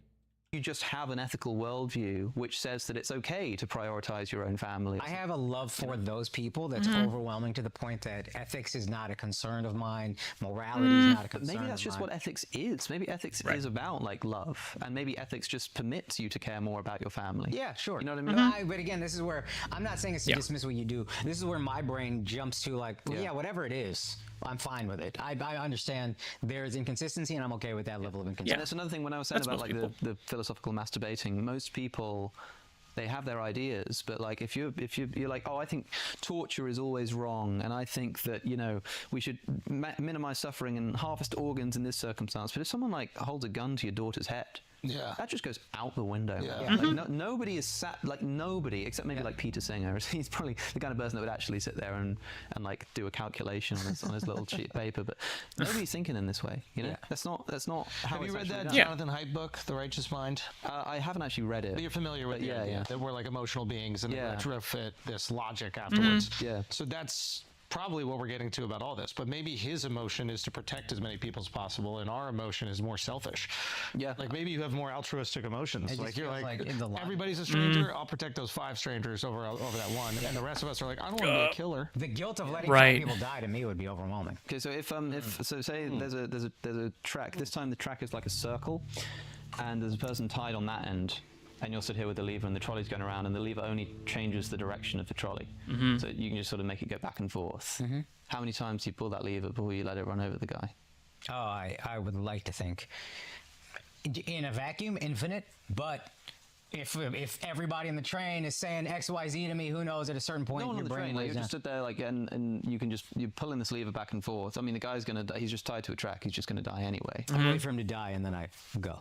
Once he dies of starvation, You would stand there for like a week. Yeah. Like staying awake, pulling that doing lever my back best. and Yeah, forth. doing To- my to watch absolute him, best. to watch If him, my body gives out, my body gives out. to watch him slowly die. You of got to do a little starvation. bit. You got to do it at least 5-10 times. Yeah, but you've now can't tortured him just for that let whole it go and time. explain to him And why. really, it would be it would be like This 3 one you would days. do.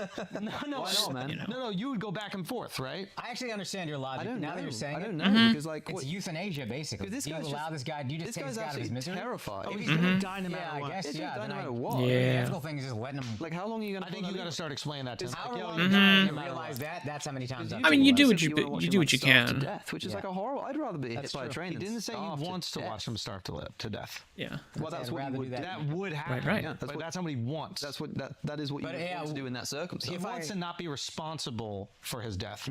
Him starving. Then don't pull the lever at all. Because, like, remember a moment ago we were talking. Ah, 'cause the thing not is- pulling the lever This at is the all. thing. Like, yeah, a moment ago you said that. Well, if I pull the lever, then I'm involving myself. It's like, well, then don't just lever. Who Then invented just this run away. lever thing? This is great. What did you guys do before Judith trains? Jarvis Thompson. Yeah. But before trains, what did you have to talk about? Atlantis and shit. Yeah. Yeah. Pedophilia. Fucking You kids. What is it? The They're running green trains tablets on of chil- oath or Yeah, something. they're running trains on children. That's what Ugh.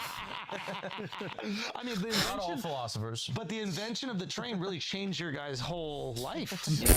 That's right. Like, what would you talk about before? You're like, That is should we be hilarious. communists? People More had people need to eat. people People are hungry. people would And debate. then the fucking train was invented. You're like, yeah, this is good. People would debate weird and wacky stuff. Like famously, Plato defined a human being as a featherless biped. That was his Yeah. definition of what a human being Sure. is. And then I think it was Featherless, what? I understood. biped. Walk on two. So an animal's You know got what I 2 feet and doesn't have any feathers. So then I think it was Diogenes who like took a chicken and plucked all of its feathers and like ran into the room where Plato was teaching and held it up and went, "Behold, Plato's human." man." You know? Yeah. And so they would just debate shit like that all the time, and it was just essentially definitional. And why was like, this supported? Like, who was funding this back in the day? Are you? education? I suppose used to be just a privilege of people who could afford it. But this could be a job. Like back in the day, there were people that were just waxing poetic on philosophy, and the king was like, They "Yeah, were keep all- doing that shit." I don't know about like back in ancient times. I don't really know how they were making their money. You'd have but- students as well, wouldn't they? But yeah, they'd have Yeah. like students. But then I think some philosophers would probably have students that didn't pay. They just like had a school of people. Like Jesus And a lot of them Nazareth turned into style. like But yeah, politicians you- and stuff. You'd have students. I mean, famously, Aristotle tutored Alexander the Great. You know, like there are some pretty high clientele that wants some. Yeah. All right, and then we got Wes Hoff here. Obviously, someone's cutting their grass, so we've got that going on here. I wanted to watch this for a minute. What is this? Is this still 6 days ago? Let me see. I think this is still 6 days ago. Obviously, it could have easily been from significantly further back, but all right. So this is about the Shroud of Turin. I have a quick disclaimer. Here about Okay. the Shroud, but I'm going to save it for the end because I want you guys to first hear Wes's perspective on the Shroud of Turin, and for that matter, on artifacts and things that are found in archaeology in terms of how they relate to supporting the veracity of Christianity. In terms of archaeological finds, what would be some of your favorite things that we've dug up recently that in some way confirm the historical reliability of the Bible? I think there are things like the Tel Dan Stele, which was discovered in the Yeah. 19 Isn't it just steel or stella? I don't think it's steely. I could be wrong though. 90s, early 1990s. I want to say 1993. Which is funny here because unless I'm mistaken, I feel like there was an episode of Penn and Teller Bullshit, which is what, at this point, 20 years old, something like that, where they did a whole episode on the Bible, Jesus, that kind of stuff.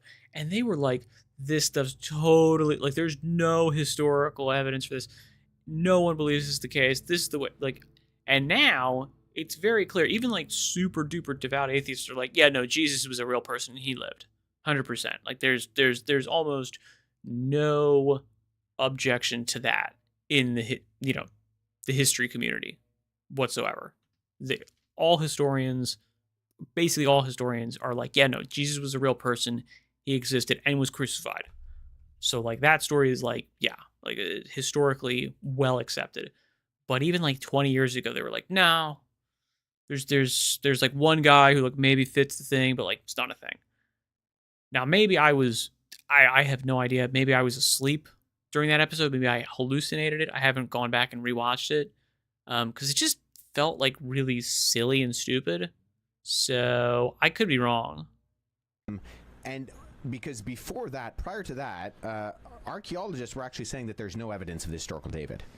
And then you find something like the Ten Dan Stele, which consists of several fragments making up part of a triumphal inscription in Aramaic, potentially by Hazael of Aram, Damascus, who is an important regional figure in the 9th century BC. And it says in, the inscription there, it mentions this phrase, the House of David. Every once in a while, you find something like a Tel Dan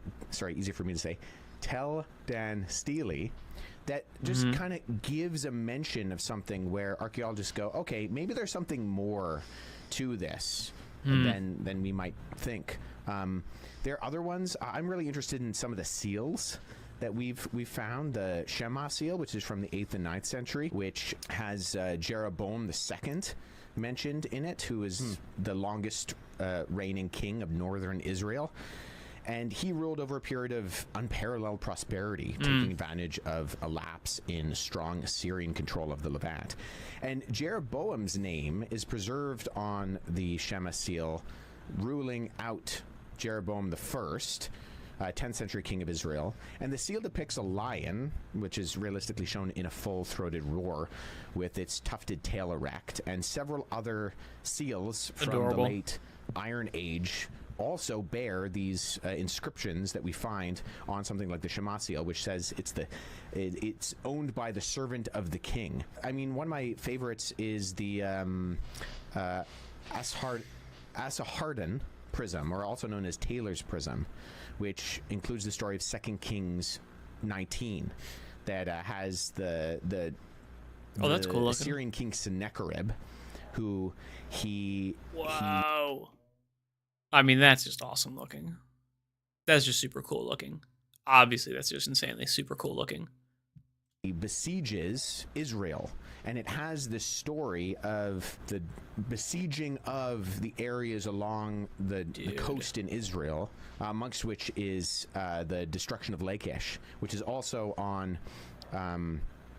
if you go to the British Museum, you can see the Lachish relief. There's a big room which covers the walls, and it was originally in the palace of the Sennacherib.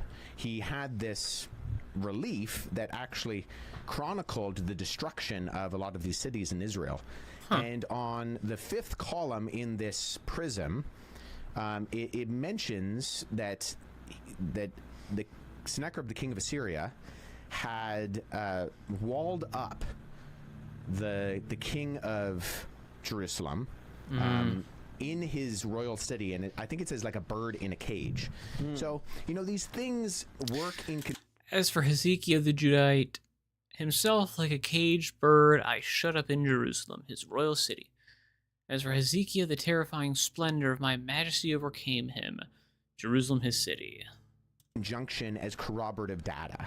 I think it's very important to note, because sometimes I see people using archaeology online as this kind of a silver bullet proof text. Because we found city A, and that's also mentioned in the Bible, then story A in the Bible is true. Yeah, no, and I don't think stupid. that's the point of archaeology. No. The point of archaeology is to incorporate collaborative data that ultimately points to the general reliability of these stories.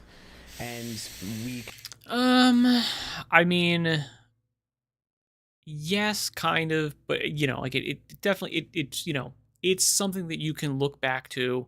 The archaeology stuff does allow you to put more historical evidence towards the reliability of these stories. That's true. Um, can it ever prove it? I don't know if it can ever prove it because it's not. Even if you were to find like a historical artifact, excuse me, that was like straight up like, hey, this stuff happened.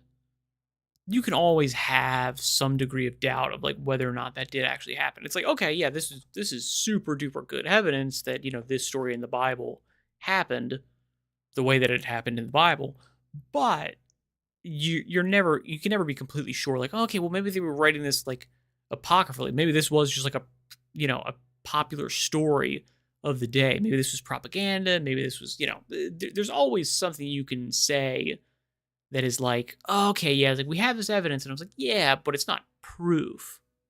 Continue to find things that mention people and places and times that work to give us confidence that when we read the Bible and these archaeological inscriptions, a lot of them the oldest ones, talking about Old Testament things, that gives us confidence that these things are actually talking about real places and real times and real people, and we as Christians can have confidence in that.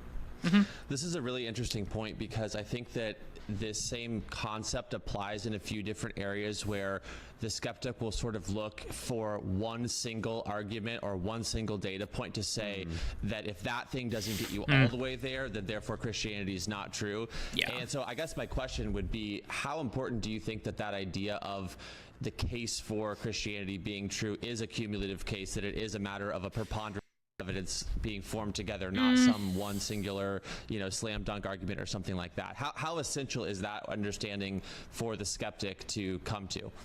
Yeah, I think that's vital, in that the Christian worldview has a number of intersecting fields. I mean, Christian apologetics is kind of a tricky overarching field because it incorporates history and philosophy, and there are multiple different lines of evidence pointing to the reliability and the ultimate truth claims of the Christian worldview.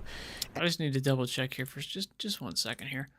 What the hell? I've seen it 1,000 times and I've never actually done a full breakdown on this. What is apologetics? Systemic defense of a worldview / religion. Speaking in defense is from apology. Okay. And I grant that there are certain ones that I don't find convincing that other people do. And I think that apart from, the ultimate proof, which is the resurrection of Jesus Christ, that you could actually throw out a number. If you don't find, say, the moral argument hugely convincing, or you don't find some aspect of the historical reliability of the Gospels hugely convincing, or you don't find some of the archaeological data convincing, it doesn't invalidate your entire faith. Now, I think that a lot of those things are crossing with one another, and that gives us that cumulative case. But I mean, even something like the Shroud of Turin, I don't find the Shroud of Turin hugely convincing one way or the other for anything in particular. But I have some friends who that's kind of their thing that really solidifies the truthfulness of, there was a historical Jesus for them. And so I can dismiss that and say, I'm willing to have my mind changed, but ultimately the Shroud of Turin does nothing for me. Why not? I can see that. I don't, I'm not huge into icons. Like, I think the historical reliability of the New Testament in particular is so overwhelming that whether the Shroud is true or not, I would agree with that completely. The idea of the icons, the like bones of a saint, that these types of things, they don't do anything for me. Doesn't matter to me. There are also some other things. I mean, I know that there have been some investigations that have come out recently that have pointed more to its kind of first century credibility in that. But I also, a mentor of mine had a connection at the University of Turin who wrote an article, I think it was called the Roman Scourge and the Scourging of the Son of Man, something like that, where he investigated the wounds and was an expert in Roman flagrums, and actually said that the wound marks on the Shroud of Turin aren't conclusive in terms of being corroborated to a Roman flagrum and actually could match Middle Age whips and weaponry more accurately. But it's all these things, right? It is so. It's just the New Testament does not sit on the Shroud of Turin being reliable one way or the other. And I think that the historical evidence that we do find for, say, early eyewitness testimony in the Gospels and in the rest of the New Testament in terms of its reliability, I think are just so overwhelming in my own mind, in my own investigation, that something like the Shroud of Turin, if it's legitimate, I mean, that's pretty cool.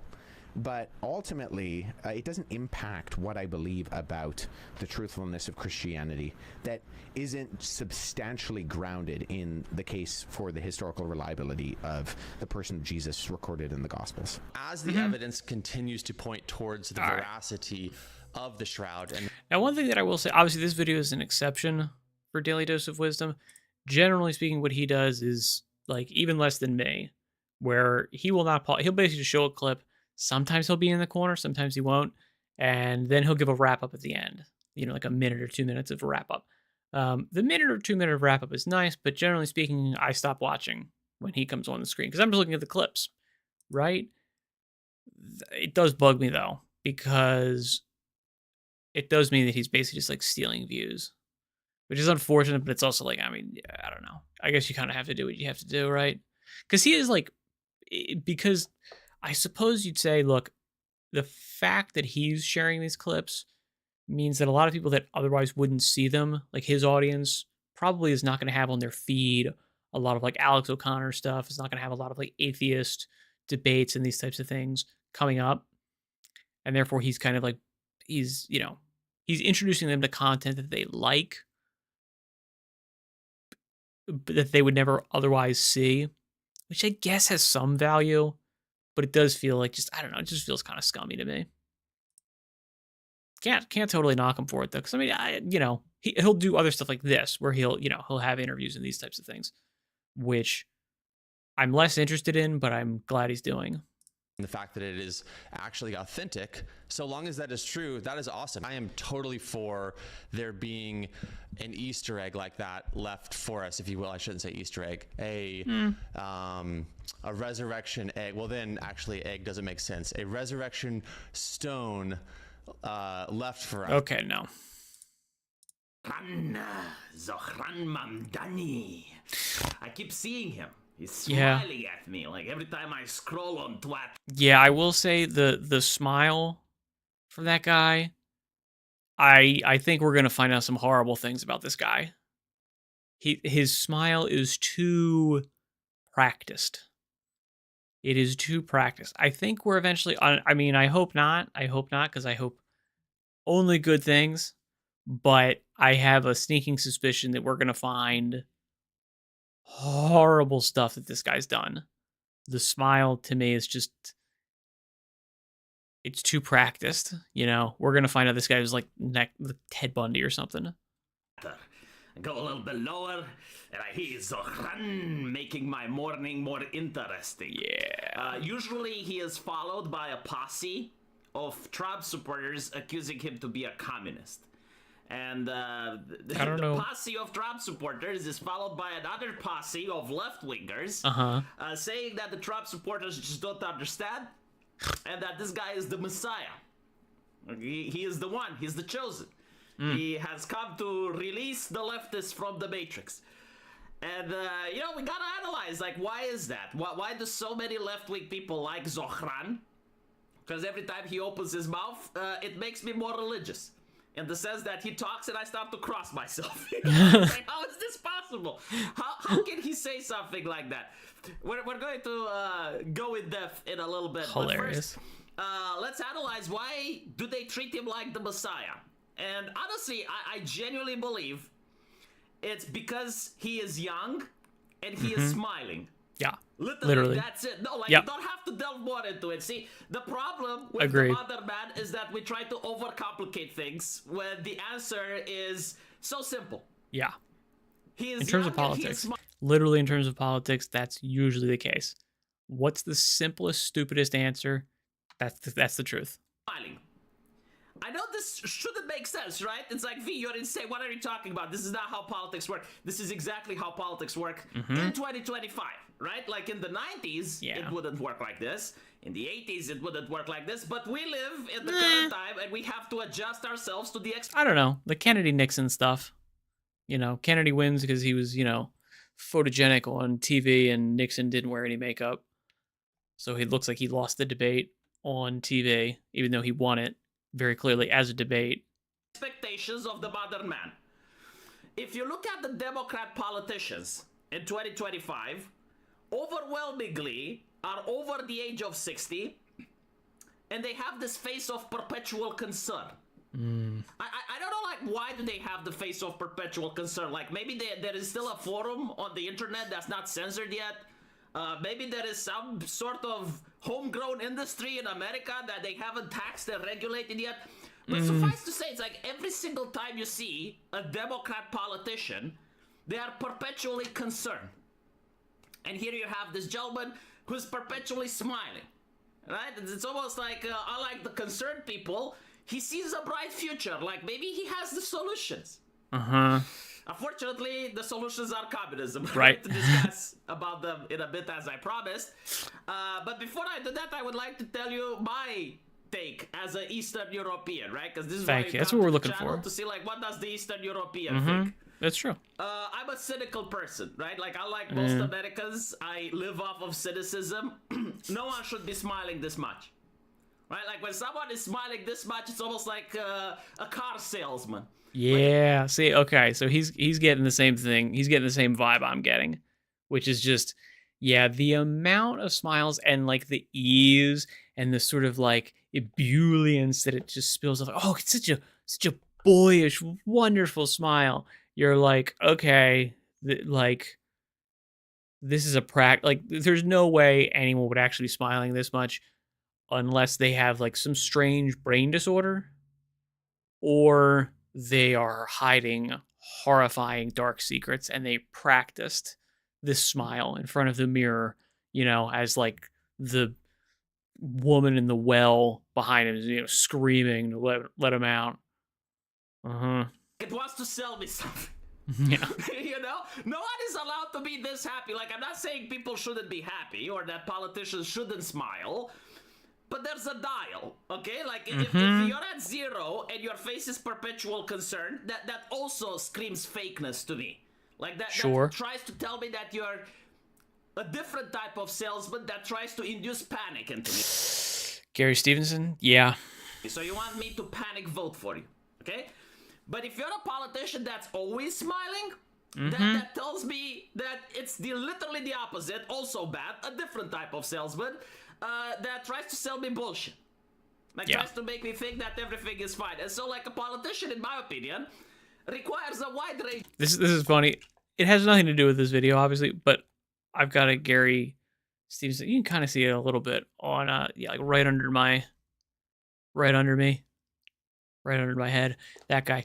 So, like, that is my general take on the Gary Stevenson stuff, as evidenced by the people who like defend him. Like, I'm getting a lot of those people in my comments, and you know, thanks for commenting, but they are all just like so taken in by this. And I mean, the stuff that he's going for is so like just panic inducing. And then his solutions are non-solutions. They're literally like, be more panicked and grab more people to become more panicked. It's like, dude, panic does not solve these issues.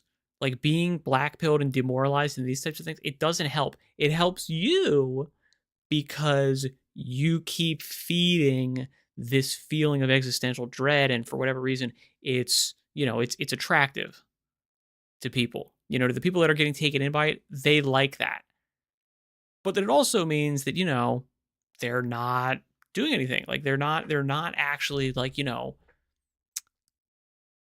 putting forth any effort or any efforts to, you know, make their lives better. Now, I mean, you know, maybe some of that is, hey, you know, you gotta You got to leave the UK. Maybe the UK is over. Maybe the UK is toast.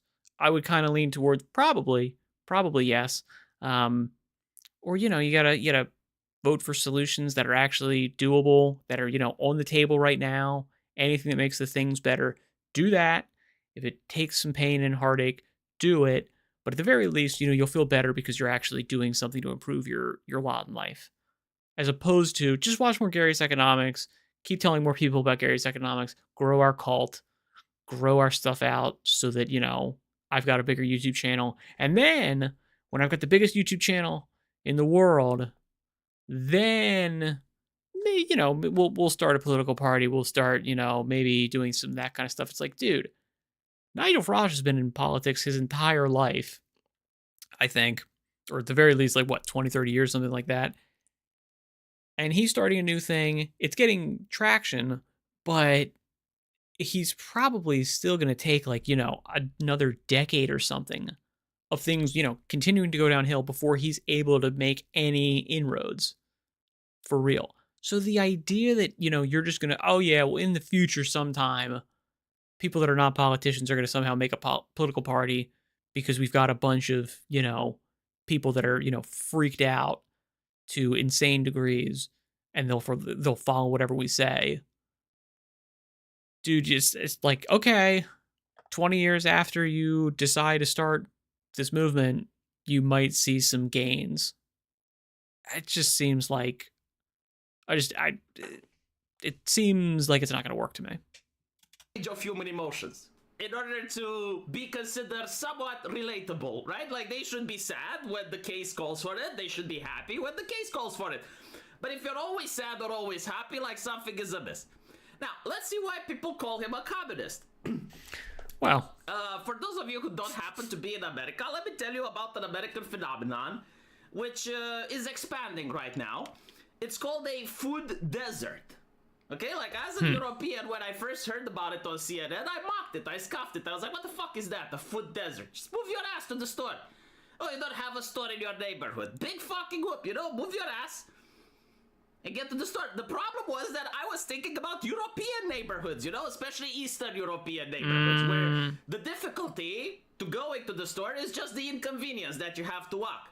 No, we're talking about American neighborhood. Chicago, okay? Like Chicago, San Francisco. Like, every journey is an event, right? Like, every journey you may have, like, random NPCs popping up, giving you various quests. Like, for instance, can you return safely at night without making eye contact with the drug dealers? That type of neighborhoods, okay? So that's some rough stuff. For them, it's not just the inconvenience, but it's survival. Like, they have to go out and get food, and at the same time, they also need to survive the dangerous area. Yeah. And these neighborhoods, right, like, they don't have supermarkets at all. The Uber driver doesn't go there. I don't know about New York City, but I mean, yeah, that's kind of true.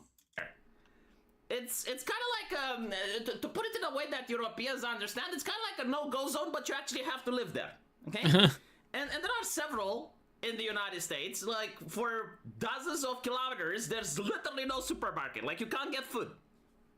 You can get food, it's just bad. And so, Zorhan, apparently, is coming with a solution, and his solution is Soviet-style supermarkets. Now, unfortunately, we know from history that these things don't work. Right? But Zorhan has statistics, and more importantly, he has studies. Right? Like, he has people which have done feasibility studies, right? Oh, like okay. I thought he meant studies, but feasibility studies, that's even better. Like, an expert means a human being that is so well known in the subject that you can't hold a candle on them. And how do we know this? Well, because we're being told, right? So, like, you're being told that this person has studied the phenomenon so in depth that they came to the conclusion that, well, actually, Soviet-style supermarkets work. And you can actually see this. Yeah, let me see. In Kansas, right? Like, where are these feasibility? He's mentioned feasibility studies. I'm just kind of speed reading. I'm not seeing any study stuff. Says, we've seen that the Soviet-style supermarket works in Kansas. He told the press. Oh, there it is. When When a a feasibility. feasibility study was done in Chicago, it was shown to be something that was not only feasible, but pressing and urgent in an urban setting. Okay, Yeah. so what are Soviet-style supermarkets? It basically means that the government takes your money, Chad. Yes, like you want to go home and you want to give your money to your lovely daughter, to your lovely wife, but the government goes, nah. And they reach into your pockets, like really deep, and they take that cash away from you. They Yeah, they do. rip it from your family. Like your hard-earned money is being ripped from you with the power of the state. And it's being given to a person that runs a supermarket in a food desert. Although, to be fair, I'm oversimplifying, right? Because, like, as all taxpayer money, like, they have to go through many hands, you know, many grifts. Like that feasibility study, for instance, you know, someone has to pay for it. Does Zorhan pay for it? No. No, he doesn't. You pay for it. You pay for it with your hard-earned taxpayer money, okay? So, like, after the cash goes through feasibility studies for all these things, it finally goes into a supermarket that exists in a place where no supermarkets should exist. What do I mean by this? Am I racist? No. I'm just saying, like, the free market decides where supermarkets get to happen. If there's no supermarket in a place where there is demand, like people want food, yet no supermarket exists, there must be some variable, like something must be happening there. Now, I assume maybe it's the high crime rate, right? Because, like, it doesn't make any other sense. Business people. Now, when that says Los Angeles 1996, is that a Blade Runner? Is that the Blade Runner opening? Or is it something else, like Escape from LA or something like that? It's probably Escape from LA, right? Because it's the Hollywood sign? Yeah. People aren't that fucking racist. And even if they were, like, you would have people from that community putting money together and creating their own businesses. Yeah. The reason they don't... Maybe. Obviously, in the U.S., you need to get, like permits and these types of things. So maybe your zone is not district for that. That's a possibility. You're not going to be able to get permission from the city council or whatnot to do it. That's a possibility. It's because of legislation. Laws like if you steal less than $1,000, it's not a felony, it's a misdemeanor. Or let's defund the police. Or maybe even the culture where the police are being told explicitly or sometimes implied, maybe you shouldn't come here. Okay? So, like, when that happens, people who open a supermarket there end up having problems. When people end up having problems, the supermarket becomes non-profitable. When the supermarket becomes non-profitable, the food rots, which is literally what happened here, right? So as predicted... And here's the thing. I actually had a friend of mine who worked at a co-op kind of thing store, and that would happen all the time. And they would get, like, really crazy, like, they would get, like, meat and stuff that was, like, really super insanely good. And if it was, like, the sell-by date, like, past the sell-by date or something like that, they had to get rid of it. So what do? They had, like, outdoor freezers or outdoor refrigerators where they would literally just put it out and be like, all right, anything in here is free.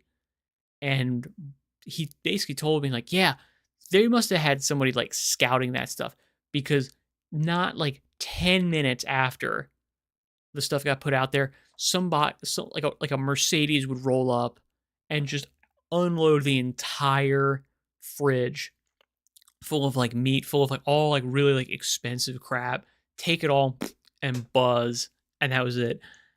So, I mean, like, this kind of stuff, like, they just don't work. Soviet-era solutions come attached with Soviet-era problems. The supermarkets, apparently, had people stealing shit from there. Now, when it's a private company, they actually care. It's like, people don't like to have their property stolen. When it's paid by the government, people care less. It's the government's problem. It's not my store. It's not my stuff. I'm just administering it. The second issue was, food rotting. Apparently, when that happens, again, it's not your store. You don't really care. If it's my store, I don't want food rotting on the shelves. When is the government store? Am I paid to fix that? No? Okay, who fucking cares, The government will send someone. That's the Soviet mentality. That's how people here in this country used to think in the 80s and in the 70s, right? Like, you don't own the store, you administer it. And so, why do you give a fuck? You don't give a fuck. More importantly, so it's human. the supply. Like, when someone goes to a supermarket and they don't find what they want in 2025, they get annoyed. When someone gets annoyed, they don't go there a second time. You know, like, imagine this. You're going to a new supermarket that opened. Maybe it's closer, maybe it's convenient, sure. But then you realize that the stuff you want to find isn't there. You know, maybe you do find some stuff, but like the other one, like bread or essentials, they're not there. And on top of that... Very true. I actually went to the store yesterday, which was a huge pain in the butt because I had a bunch of other stuff to do. And I went there for one thing. I was like, the only thing that I'm going there for, and I ended up getting a whole bunch of other stuff for other people in the house, but what I wanted to get was a big tube of meat because it's the cheapest way to buy it. And I was going to get 80/20, and I was like, all right, that's a month's worth of food for me. That's it. That's all I need.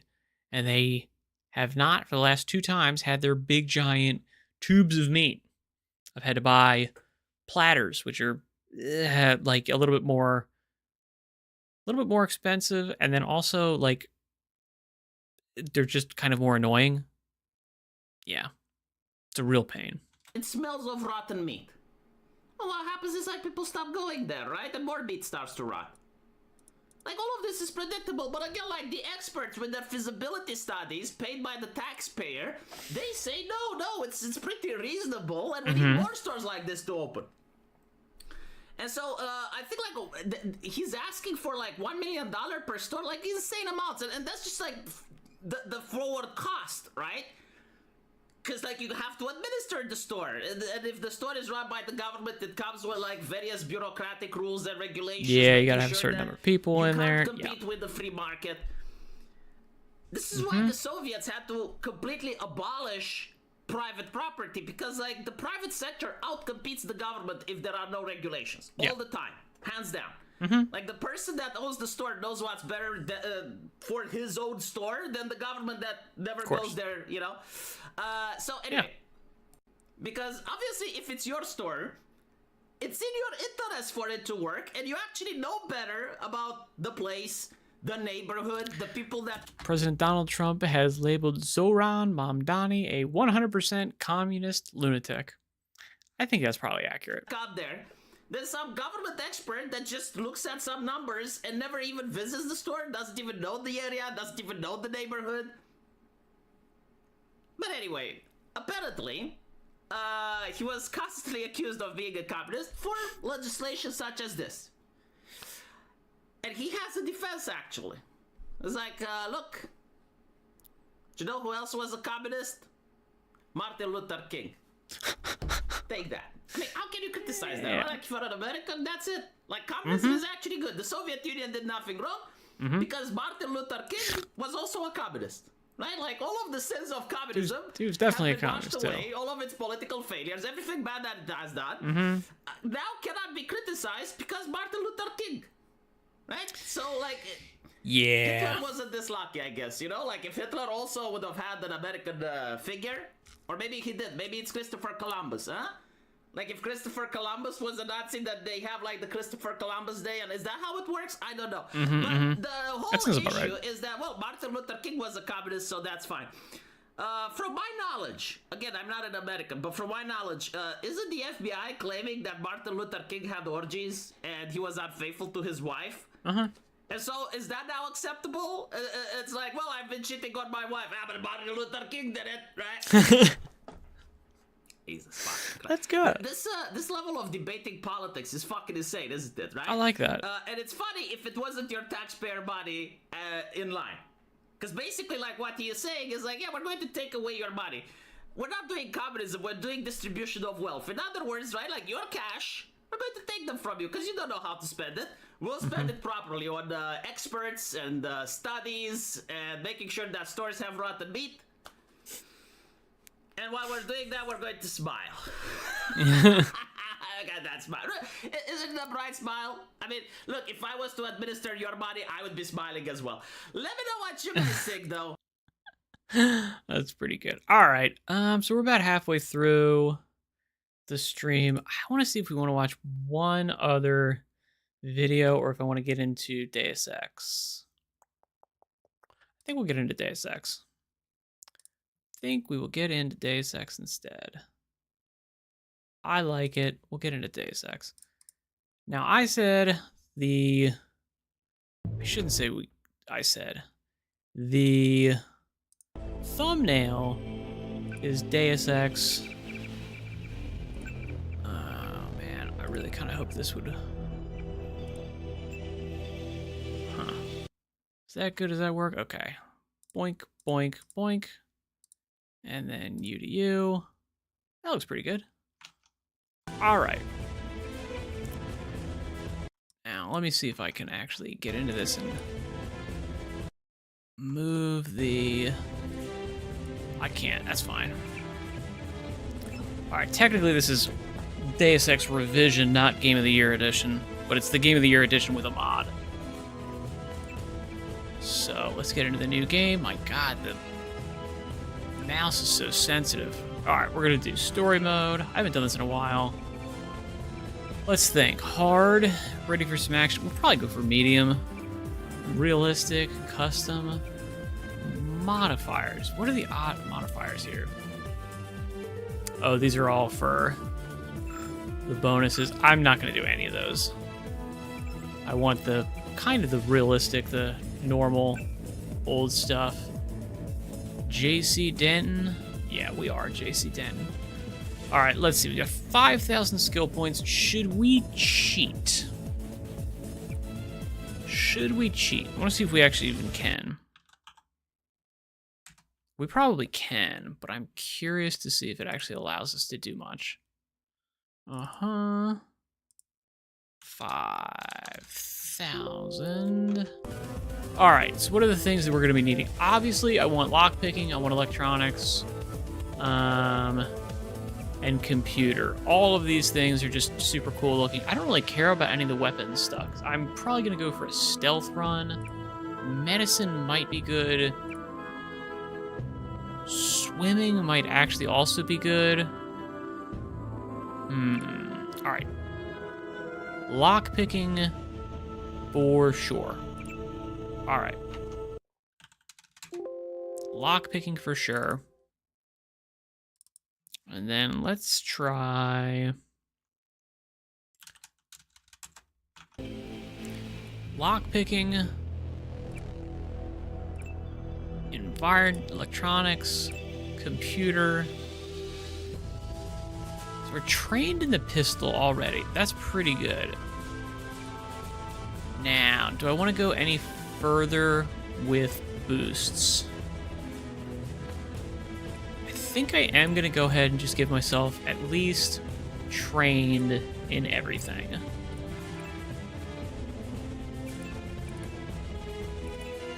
Yeah.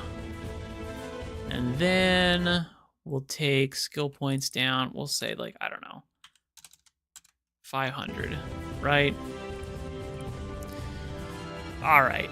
Reloading's faster. That's pretty good. We got demolition. We got, all right, so swimming. Swimming speed and lung capacity of an agent increases slightly. Can swim. Okay, so we can do that stuff. Medicine, we can use med kits. So actually none of these things, even if you're untrained, allows you to not do anything. That's pretty good. I'm happy about that. Yeah. Can hack ATMs, computers, and security consoles. So that was totally necessary. Can bypass. Detection countdown. Elite hacker. Alright, that's good though. Yeah, I'm happy with that.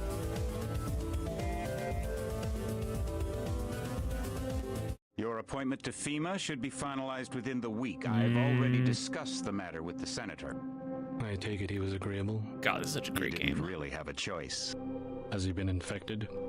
Oh yes, most certainly. When I mentioned that we could put him on the priority list for the ambrosia vaccine, he was so willing it was almost pathetic. Good lord, this game's so sick.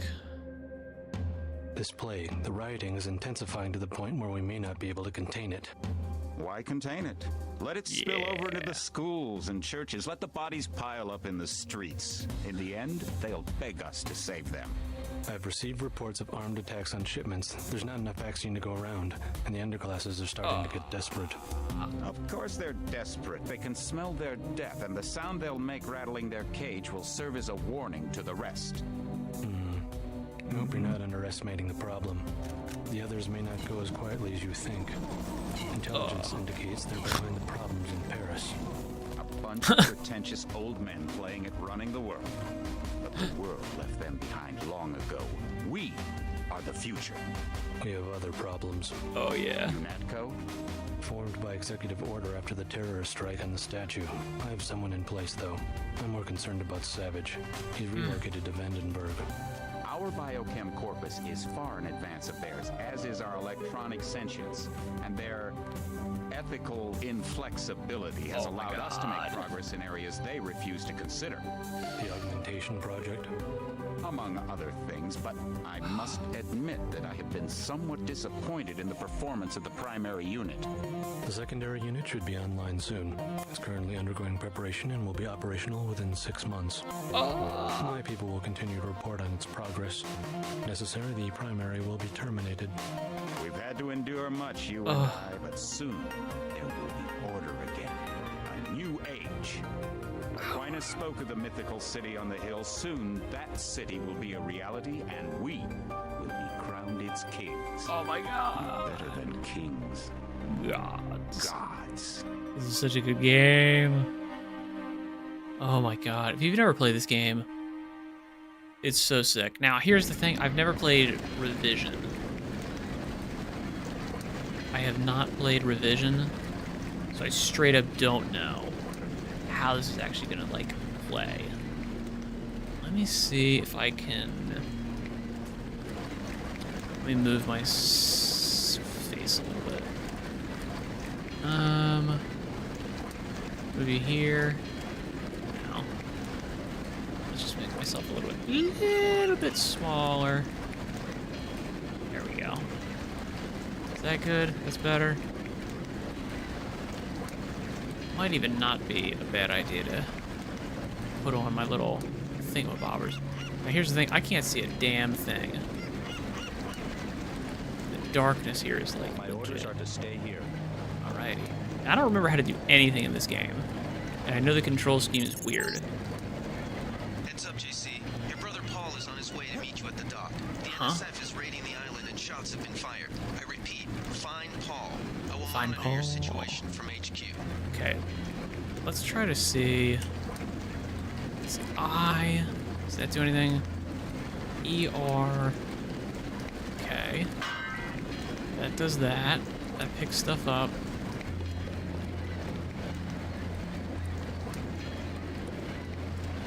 Okay, so right click picks stuff up. 40. Paul, I thought you were in Hong Kong. Damn. Welcome to the Coalition, JC. Scared the shit out of me, dude. I might as well start using your code name. Yeah. Think I'd miss my brother's first day? Didn't think you'd have a choice. What's going on? The NSF. They hit one of our shipments. A few of them got away, but we trapped the rest in the statue. What are we waiting for? Looks like a textbook assault. Hell yeah, it does. The NSF took one of our agents hostage. The bots are holding the perimeter, but my orders are to hold back and send you in alone. I think someone high up wants to see how you handle the situation. Cool. All I've got with me is a pistol and an electric prod.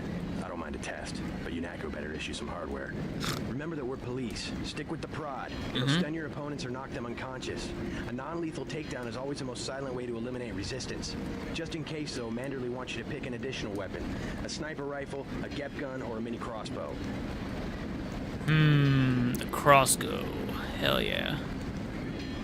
Absolutely, always the crossbow. The crossbow. Sometimes you've got to make a silent takedown. Yeah, Good buddy. thinking. With these tranquilizer darts, you'll have another non-lethal way to take down an enemy in addition to the prod. That's right. I get the idea. What's the first move? I'm going to give you a map of the island. If you can get to the north dock, a UNATCO informant will give you a key to the statue doors. He responds to the code phrase, iron and copper. You could avoid a lot of fighting, though, if you found a back way to the statue. Uh-huh. I'll see how it looks on shore. Your primary objective is the makeshift command center the terrorists have installed at the top of the statue. But don't forget about Agent Harriman. We think he's being held on the ground floor. What are my orders when I reach the command center? Okay. Interrogate the leader. We don't yet know why the terrorists would risk an open assault. Okay. Check data vault. Alright. MC. Okay. I need to see the damn controls, keyboard, mouse. How do I open the menu? Do. Delete, look up, look left, look right, blah, blah, blah, blah, blah, blah. Okay. Images. G? I. Okay, that's kind of what I thought. Inventory screen, health, augmentation, goals, notes, G. Okay, there's that. Nice. Okay. What is this? Can I click this and see what it does?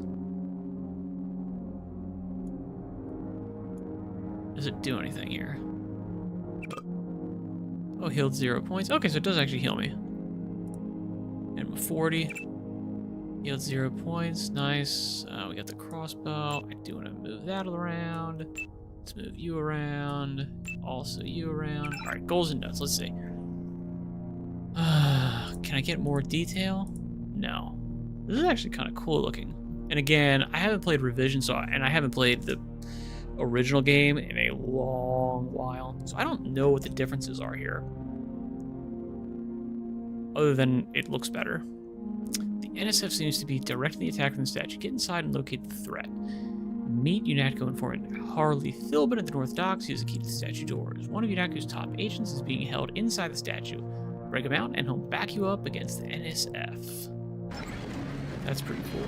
Good lord. I kind of feel like I need to... Do I have something in my hand? What the hell is going on? Okay. I just had a weird visual thing going on. Alright. Let's check in here. Hell yeah, we're picking up a crossbow. Nice. Okay. Hands are full. This does that. Okay, so we do have to knock these open. Was curious about that. Okay, do we crouch? How do we crouch? Can we crouch? How do we crouch? Is there a crouch button? Is there a stealth button? Crouch is X. Okie dokie. So you can swim around these guys, or you can kind of like... I think this guy's not hostile, correct? Yeah, he's not hostile. You can also go down here. Is there anything down here? There it is. And where'd you go?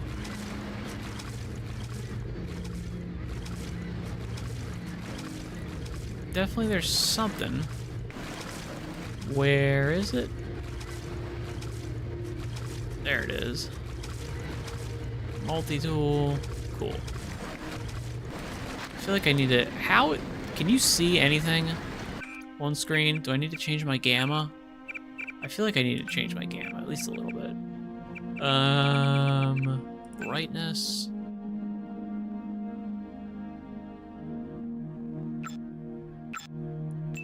What the hell?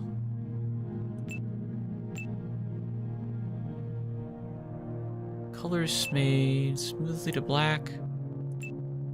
Is this doing anything? Okay, it feels like it did nothing. Feels like my brightness did not change at all. Eh. Whatever. I mean, this is a dark game.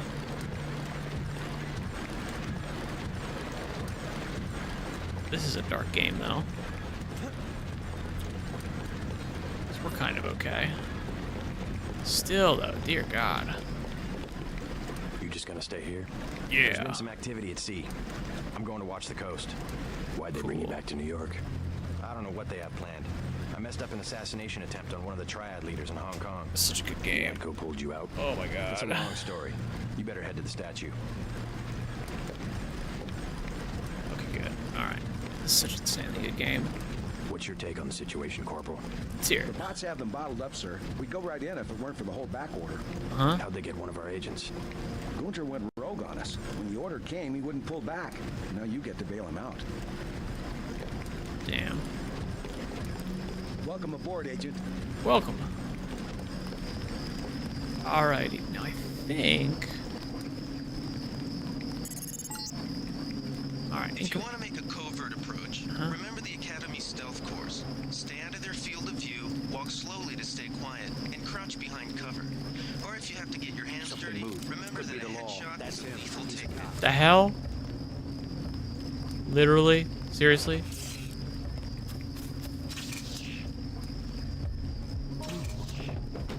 Oh my god. Are you kidding me? Dude. Get out of here. There's a guy right there who just immediately killed me. Screw you. Reload immediately. What's up, JC? Your brother Paul is on his way to meet you at the dock. The NSF is raiding the island and shots have been fired. Screw I you. repeat, find Paul. I will monitor your situation from HQ. Come on, Paul. Where are you going?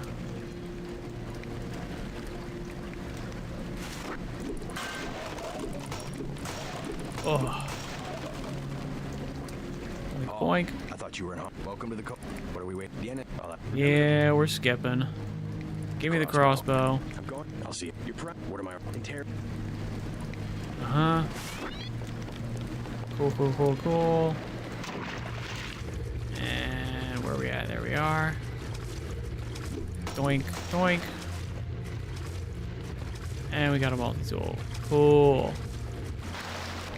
Ugh, brutal.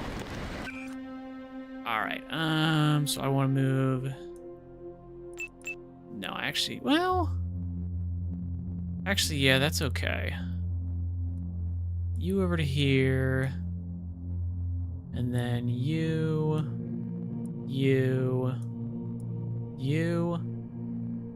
I don't think I'm going to use this guy, actually, so... We'll take you off. 1, 2, 3, 4, 5, 6. That's pretty good. I'll have this on my thing anyway. Good. Okay. Let's get the prod out. Let's talk to this guy. You're just gonna stay here. Yeah. Just in case. Enough. You have a job to do. And now we're gonna get to talk to this guy again. What's your take on the situation? Yada yada yada. And then after this, we're gonna just save the game because there's a bullshit ass guard right there immediately. Okay, like that guy, I get it. But seriously, dude.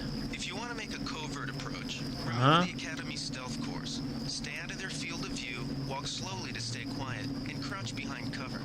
Or if you have to get your hands dirty, remember that a headshot is a lethal takedown. Yeah. Now, how many of these guys do I have? I have... Okay. So I don't really want to get close to this guy. We're crouched, we're pretty good. I feel like this is the direction that I want to go. But I want to at least check out what's going on over here first.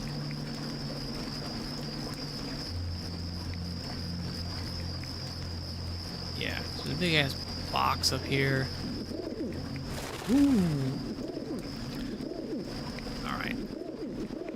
The problem here with this game is that the ammo situation basically means that, like, if this was a modern game, you'd be able to, like, stealth kill this guy without anything specific.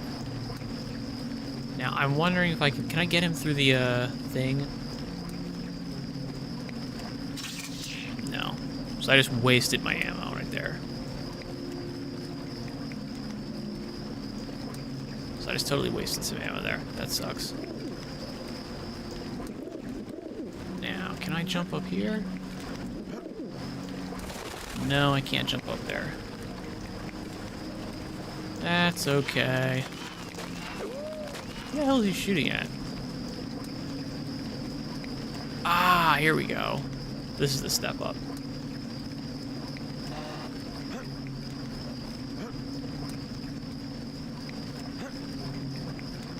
Uh-huh.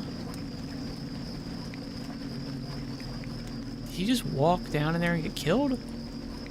Hands are full. How do I put things down? Holster. Nope.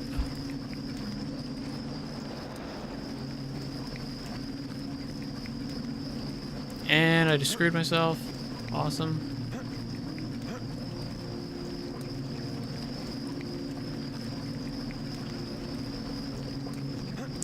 Pick you up, pick you up. I gotta figure out how to drop shit.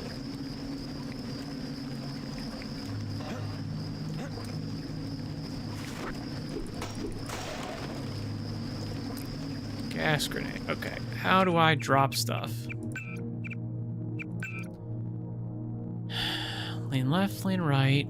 Okay, that's that. Mouse look, use object. Middle button, put away item is backspace. Okay.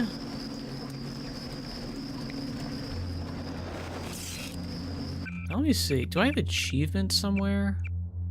Stats. Ah, there it is. I found it. Okay. Trenchcoat mode. This is war. Complete the game without knocking out anyone. Oh, okay. Well, that's not going to happen. Without hacking any computers? Well, no. Okay. So these are all just bullcrap. I'm not doing any of that crap. I do still want to do stealth because I prefer the stealth action here. Now, what happened to this guy? Did he get zapped? Did he get killed? I feel like he walked over here and got murdered. He did. Hilarious. Okay. So literally, these guys just got lured down here and the bots killed him. Cool, cool, cool, cool, cool, cool. Alright. In which case, let's think. Again, we're gonna be going on here. Because I know there's stuff around here. Let me think, actually. Can I use map? Let me use my inventory. Let me use images. Okay, here we go. Okay, the UNATCO headquarters are here, which I do remember. Then there's the North Block, there's the bunker, there's the head statue. Cool. Okay.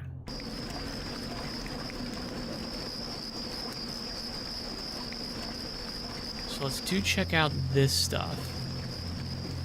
I'm pretty sure the UNATCO building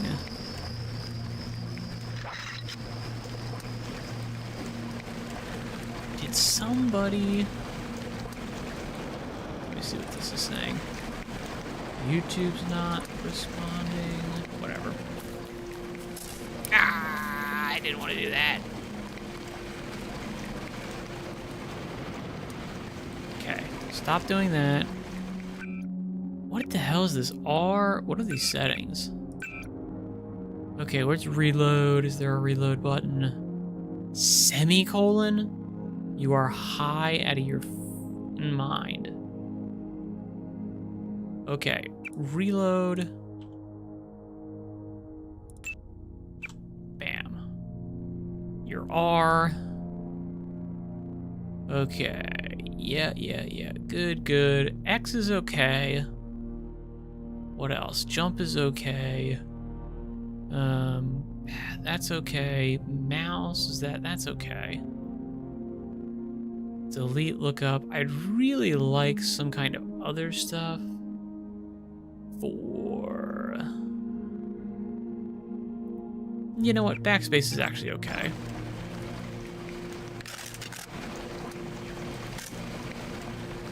Backspace is actually okay.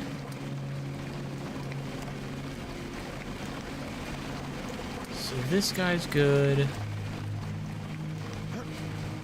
Let's see what's going on.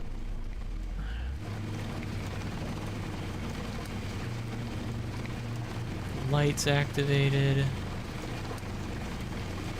Here we go. Weapon modification accuracy, sweet.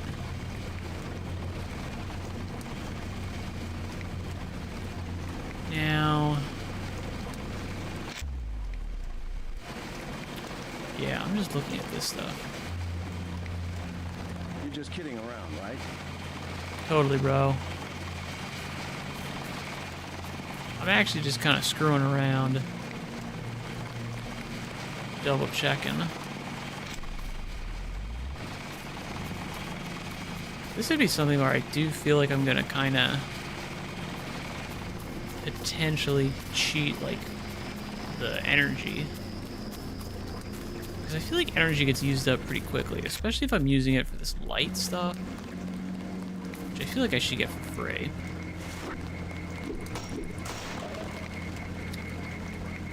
Multi-tool, nice. It's locked.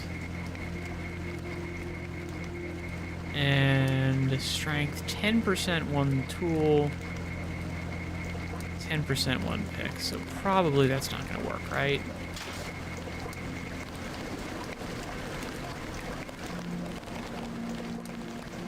Check and see if there's anything good in here. Freight base is under lockdown till the danger's gone, Agent Denton. Hell yeah, buddy. How you guys holding up? UNATCO command made us pull back. I guess for Gunther's sake. What's the deal? We're ready to go in. Well, I can't speak for command, but I'm gonna clear the place out. We're taking a minimum force approach. We're cops after all. Taking a minimum force approach. We're cops after all. Yeah. Ask me. I think we should frag them all. You trespass on UNATCO property, you get pumped full of lead. Kinda. When due process fails us, we really do live in a world of terror. I thought you nanowogs were supposed to be badass killing machines. Guess I was wrong. Guess so. Yeah. Some advice. You get out there, you're gonna have to tangle with some real sons of bitches. Uh-huh. Best thing is to pick them off from 50 or 100 paces with a scope. I scored an extra one from a couple of folks who dropped nice. down by the dock. You can have it for 700 credits. I also picked up some 10mm ammo and some crossbow darts. Say 200 for one and 60 for the other. Shouldn't you turn that stuff over to the All quartermaster? right, buddy. Sure, I will. As long as command has the rest of us on parade drill, someone might as well put this hardware to use. Yeah. All right. I'll tell you what. I'm gonna do 500 scan for you, and then I'm definitely taking Here's 60 the for the tranks. darts. So much for that minimum force approach. Lick my balls. Are you high? Why can I not access the menu? Doink. Ah, it's because I'm kind of like not clicked onto it. I think.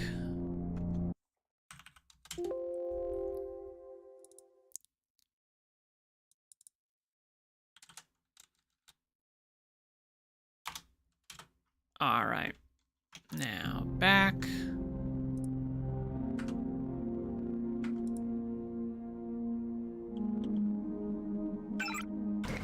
Weird. Like the opening, closing of menu stuff. The right equipment. You'll be sorry. All right. I actually am gonna come back later. Can I steal? No, I don't think I can. Can I access this computer? Icebreaker ready. Let me see if I can do it. Initializing icebreaker. Uh-huh. So is this just taking forever to do it? Nothing. Okie dokie. That works for me. Okay, so that's all of that. Good. And now we're gonna just continue stealthing our way around. Uh-huh. Now, apparently my stuff here keeps telling me YouTube Studio is not responding. I have no idea if that's true or not. I don't know. Alright. Nope. Dude, crouch. Nope. Ah, crap. Okay. You, crouch. Crouch. Click. Nope. Now number 2. Okay, we're good. That's better. And now it came back. Okay. Playing this windowed is really weird. So I think we can definitely get around these guys. It's pretty easy. I think I'm gonna go... Let me scooch back here a little bit. There's nobody here. Both of those guys died like idiots. Okay, let me backspace. Let me hit G. What the hell? Why is the menu system so weird? It's like coming up and then it's not. Alright. So, comm relay 45.1. Trying to think if we can get around. So if we go straight up, that allows us to get into the front entrance. Now, I don't want to go into the front entrance. I want to come over to here. But I also want to check out this. I want to check out the comm relay station. But I think for right now, what I'm going to do is I'm going to sneak over to here. And we'll get into the bunker. I know I can get up through this way. I know I can do that. Which is probably a good idea. So I'll come over to here. Hit that. Go into there. Then I should be able to hit bunker K. And I should be okay with that. I do want to try to explore this comm relay 45, but I don't remember if it actually has anything in here. And again, we're just trying to be like as sneak-tacular as humanly possible. Which means that, you know, I can't really see anything because I have like lights on in my face. I hope you can kind of see what's going on here.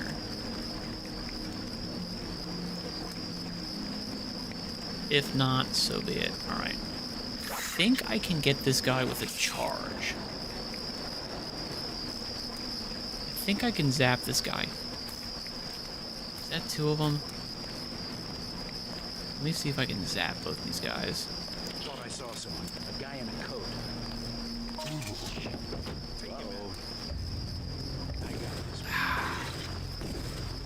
Crap. Doink. Damn, you suck. Doink. And you got knocked out, and you got knocked out. Okay, cool.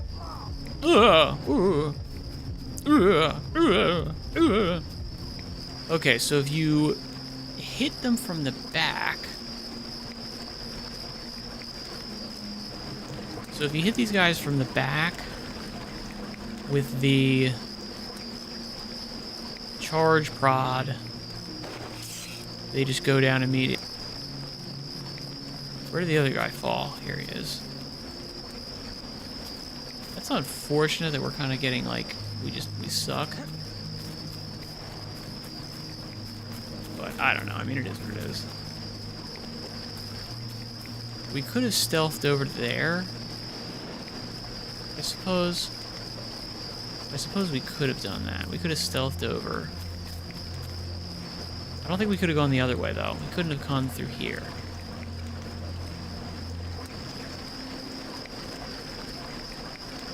Okay, the leans are actually kind of useful. The leans are actually kind of useful. I keep getting weird. Like I'm losing... Okay, so I can push it with this. No, I'm just doing this.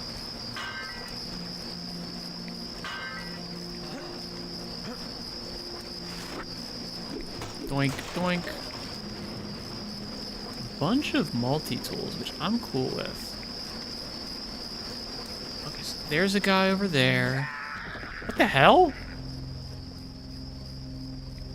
What just happened? Legit, what just happened? I understand I died. How did I die? What the hell? Literally out of nowhere. What just happened? Straight up legit. What the hell just happened? They come this way. I got them, sir. I bet you do, bud. Also, what in the hell just happened? If you want to make a covert approach, remember the Academy's stealth course. Stay out of their field of view, walk slowly to stay quiet, and crouch behind cover. Or if you have to get your hands dirty, remember that a headshot is a lethal takedown. Was that like a really weird... I'm kind of assuming that was an insanely super weird, like, glitch. Right? I'm guessing. Now I can zap this guy with a prod, but I don't really want to waste the ammo. Especially if I'm just gonna die out of nowhere. So I think I'm gonna repeat my approach last time, which was I go up here. And I think I should be able to do it quickly enough that I lose it. Cool. Okay, that works. What the hell was that? I'm still like, how the hell did I die? I do not understand it at all. Alright, I can kind of just run now. Don't need anything over here. I know there's a little... Where are you? Okay. Checking here again. Hey, what's going on, bud? What's happening? Did I... Maybe it was like changing up the, Maybe it had something to do with changing up my credits? Like cheating the credits, maybe? Alright, minimum force. Sure. I'm skipping this because I already saw it. Alright. That was weird. Like, was I poisoned? Like, was I bleeding? I literally have no idea what the hell was happening. I just died out of nowhere. It's insanely weird. I have no clue what the hell happened. Alright, back to stealthing. Now, did these guys get themselves killed yet? Or is he still here? I feel like the guy's still here. Looks sort of like it. Yeah, he's still here. Okay. So then we want to go down this route. And I think we're gonna... Nope, we're gonna wait until this guy passes. And then we'll try to move down that route. To the right. Where I'm kind of pointing to. I also do need to figure out, like, you know... Can I, like, headshot people? If I headshot this guy with a crossbow dart, does he automatically, like, just immediately go off? Or does it take a minute? I don't remember. I feel like there is a way to get, like, an instant kill, whatever you want to call it, with the crossbow, but I don't remember what it is. I think it is doing like what I said. Like if you get a headshot with the crossbow, they get taken out. I'm probably wrong because I straight up don't remember like anything about this game. And I don't want to try it because for some reason I just died instantaneously for no reason 2 seconds ago, which is insane. I don't understand it at all. Yeah, I literally still don't know what the hell was going on with that. I might waste crossbow dart just to check. Maybe, like, I mean, like, I know there's a guy up there. Maybe he saw me and, like, sniped me somehow? Like, that guy up there. He possibly could have seen me, I suppose. And then sniped me, but I didn't hear anything. I feel like I was, like, poisoned or something. Okay, is that the way up? I don't think so. Still, we're just gonna do like a full circuit here.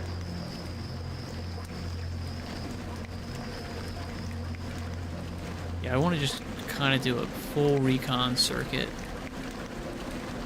of the grounds.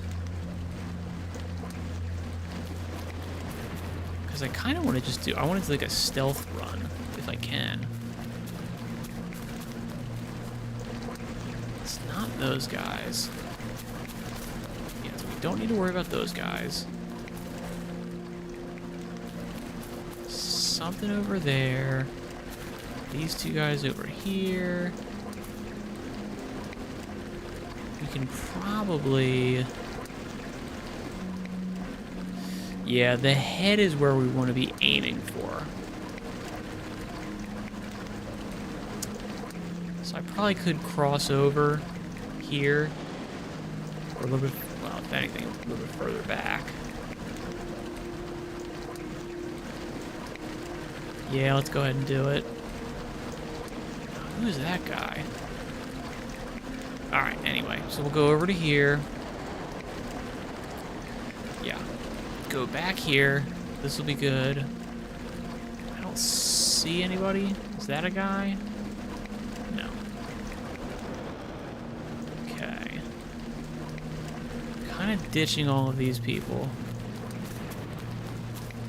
Which is good. And then...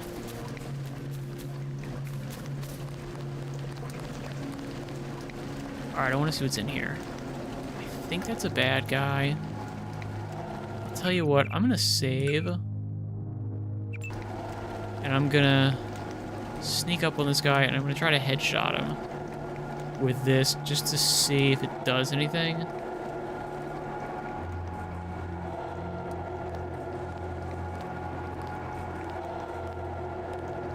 Something big. Nope.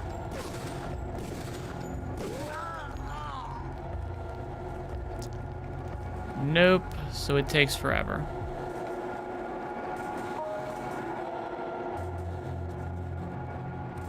Cool. Found a hazmat suit.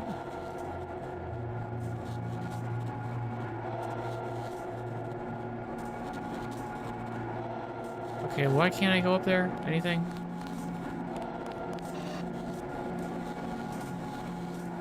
Metal crate. Okay. Turn you off. Alright. This power box must have been damaged in the raid. Don't cross through the arcs. Yeah. I'm also picking up an EMP field here. Huh? If you're not careful, it'll suck away your bioelectrical energy. That's cool. Alright. Data cube. I've set up the turrets and cameras in the statue ruins. A hasty defense, but since we won't be here long, it should work. The security code is NSF001. The password is smash the state. Okay. Should be able to get up to here. Cool, cool, cool. We got it. Exploration. That's what I was hoping for.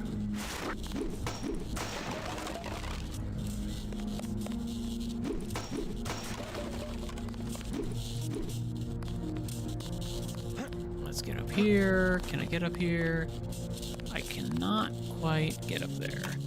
what I can do is, nope. And then throw you here. Boink, boink. Give me those weapon mods. Delete. Throw you, throw you, throw you. Move, move, move. Beautiful. Alright, so we can use this smash the state thing. So that's good. So we can use that. That's a good code. Now, let me actually double check my images here. So that's the bunker. That was the bunker that we got in. Okay, cool. So that's the bunker.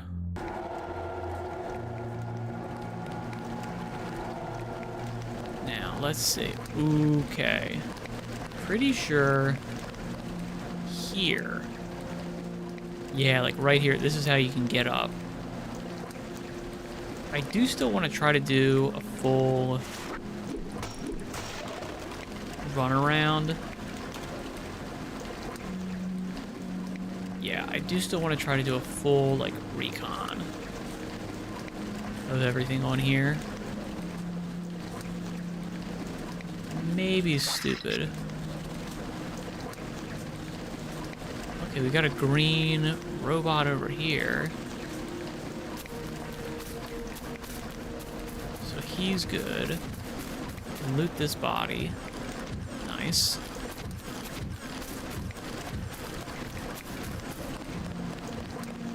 And I guess we can't get in here? Huh? It all happened an hour ago. The barge docked and the NSF moved right on in, offloading the cargo into speedboats. Our undercover man, Harley Philbin, should be somewhere out on the docks now. Okay, cool, cool, cool, cool. So I'm glad I am... Good. I'm glad I'm exploring. Grab your ass. Harvey Philbin. Okay, so I can basically just wait for this guy to pass by, and then I can back attack him. And if I back attack him, it should be an instant zap. He should just go straight down. I don't remember.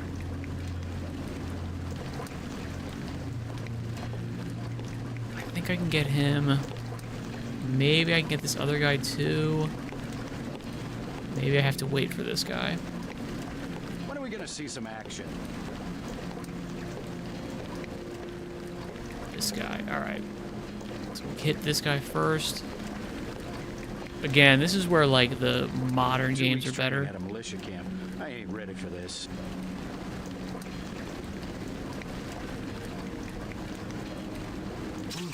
There we go, he's down. And then this guy should be pretty easy. And we got him. Cool. Nice.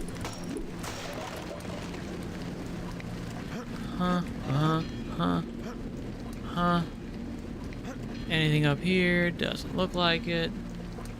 That's okay. The trank darts seem useless because they...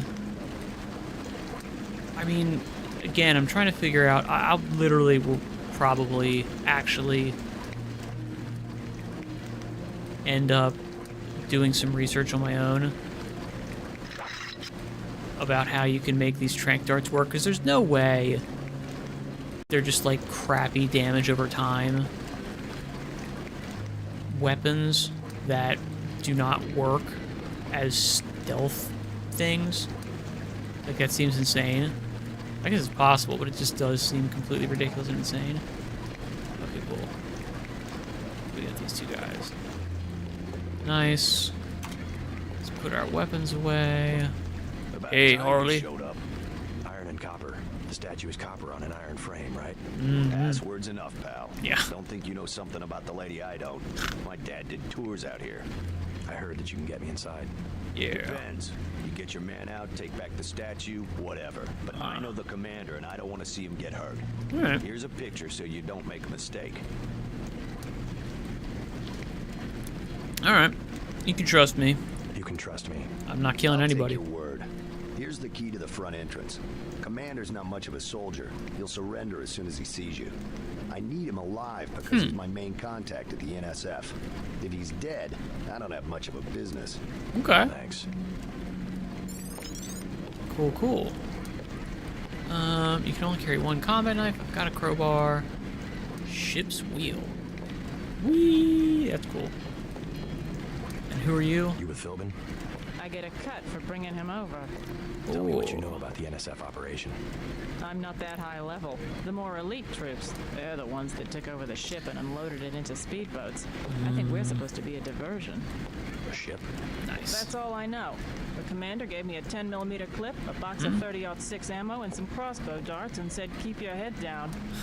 Like I'm gonna take on your NATCO troops. Want them? You can have the clip for 175, the 30-06 for 300, and the darts for 50. But if I was you, I'd avoid a head-on attack altogether and not even use the key Philbin got. I'd go in the statue from the back. Yeah. Less security that way. Hell yeah, that's what I'm doing. I'm gonna take the darts for 50. I want an insane The amount. whole reason my neighborhood turned into a war zone. Somebody should stick him full of these things like a roast pig. Uh-huh. Now, here's the thing. All right, this is Deus Ex, right?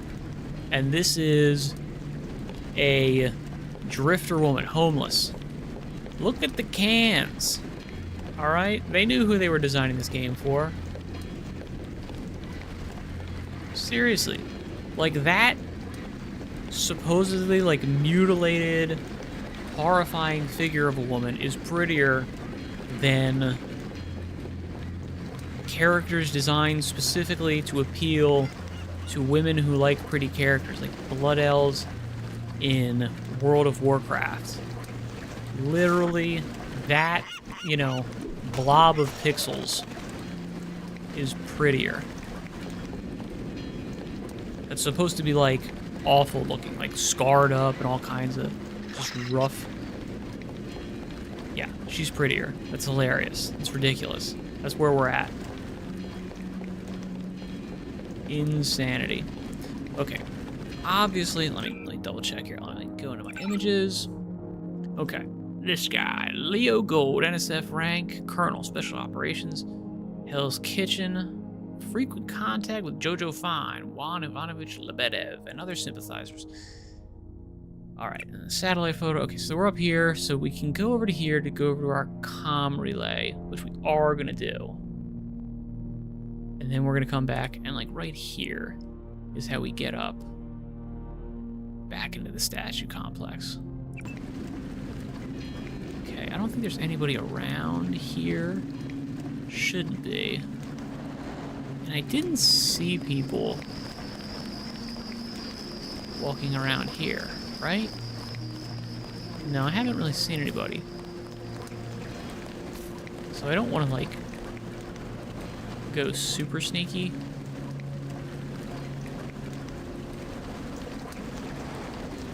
Now let's see, we did knock somebody out. If I fire 2 darts, do they go down faster? Again, I'm pretty sure I headshotted that guy with a dart before, and he did not go down immediately. So that's a problem. And the problem is the charges thing here, while it is good and I'm happy to play super stealthy like that, I only have 2 charges. And there's no other way to take these guys out. Like if there was a, you know, like in all the modern games now, you can like use some kind of stealth mechanic to sneak up behind people and then, you know, put them down fast. That doesn't exist in this game, as far as I remember. Please let me know if I'm wrong, but I'm pretty sure I'm right. But sneaking's a little bit easier, so you kind of take what you can get. And I guess that's the thing, where they're like, hey, like, we made the sneaking easier. Like, I would have been worried about getting detected by that guy in a modern game. But there's a lot of like free space over here. You can do pretty, you know, it's pretty simple and easy to, you know, just like get around stuff. Okay, so let's see where I'm at. The comm relay. Okay, this is the front entrance. This is the front entrance. So we are right here. Are we? We're here, maybe? Maybe we're here. I don't think we're here. I think we're here-ish.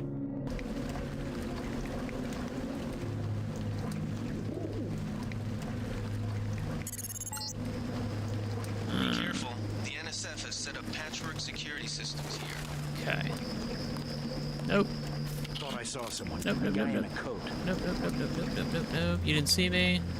Nothing. I guess we're safe. Yeah, I guess we're safe, bud. Nope. Fuck you. You son of a... Stop tracking me. Get out of here.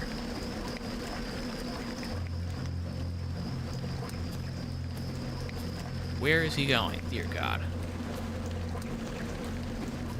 Okay. I really want to try headshotting somebody from like up close to see if I can zap them. Okay, no, so we're over here. The NSF put a commercial-grade security bot in this area.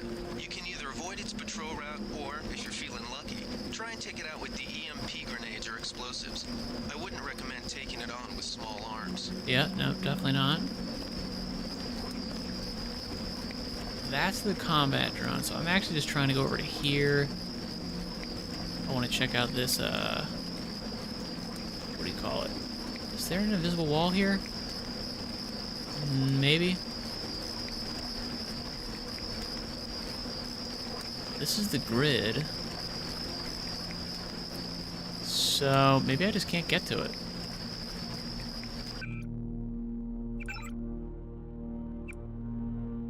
So I can go to here. I just can't get to it, I don't think. Nope. Okay. That's fine. I just can't get to it. That's fine, that's fine, that's fine. I'm gonna quickly just knock this guy. Doink, doink. Grab you. And then I might try to shoot this guy, because he's relatively far away. No, we'll just try to dodge. Alright, we'll go back the way we came. Or should I go down? What's faster? We could cut through there. We're over here. No, it's faster to go the other way. Okay. There we go. Faster this way. Okay. Let's see where this guy's going. Swear to God, if he comes right for me, I'm gonna be pissed. He didn't. We're good. We are okay. I don't know why I keep getting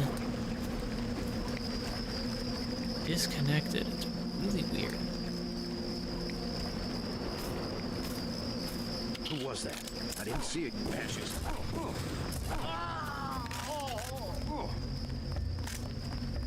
Okay. Shot twice. And he's down. Okay, so more did not do anything. So that was just completely useless. Okay, so the tranq darts are useless. Tranquilizers are completely useless. Awesome to know.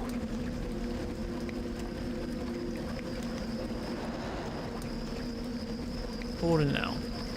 Which means that basically our only option here is to melee people with this stun prod, which I'm fine with if I can find enough charge prods. Like if I can do that, I don't have any problems. I'm good to go. I'm happy. But if I get, you know, screwed with that, that's a huge pain in the butt. I wonder if this mod has like a stealth button. Something that I can use to basically simulate current mechanics. So that I could, you know, sneak up behind somebody and, you know, just like stealth choke them or something like that. It might actually. I'm literally actually gonna check. Revision. Spy drone. Handedness. Keyboard. Next page. New game plus enemies. Nope, I don't see it. Anything else? HTTPD. No. These are models. No. Game options. No. Okie dokie.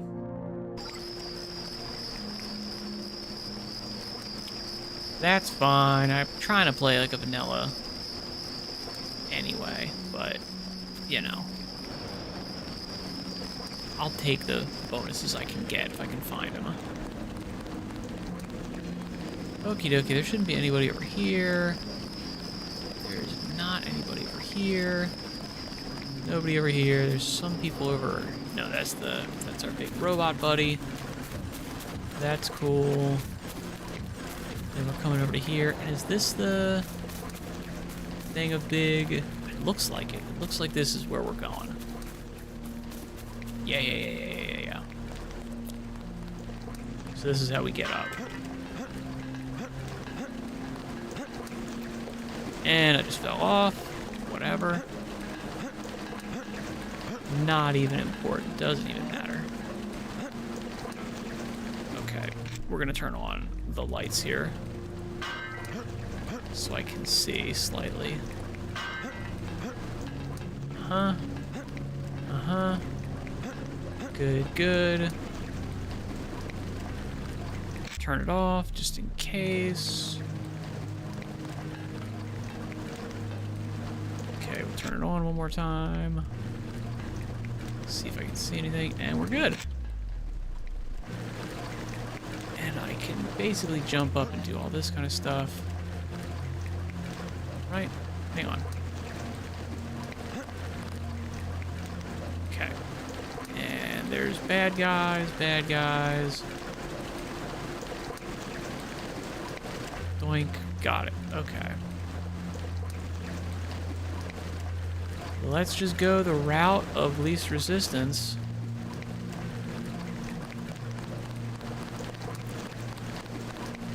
That's a bad guy. Maybe I'll go the other way? Huh.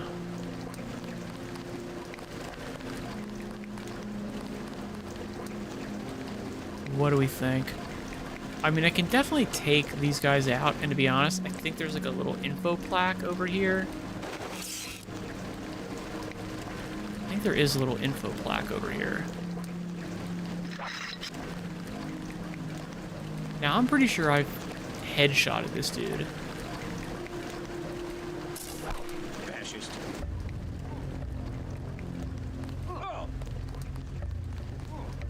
Okay, so he can't see me. That's what I want to do. So if I shoot them and then hide, they're not alerted. Okay. I knew that had to be useful for something. It had to be useful for something, so I can like duck in and out and shoot them and then dodge, hide, and they just kind of run around like idiots. That's cool. That's okay. Now I'm okay. Now I'm happy. Now this is useful.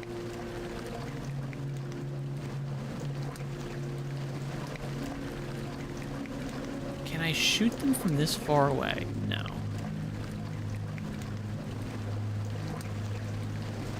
Close though.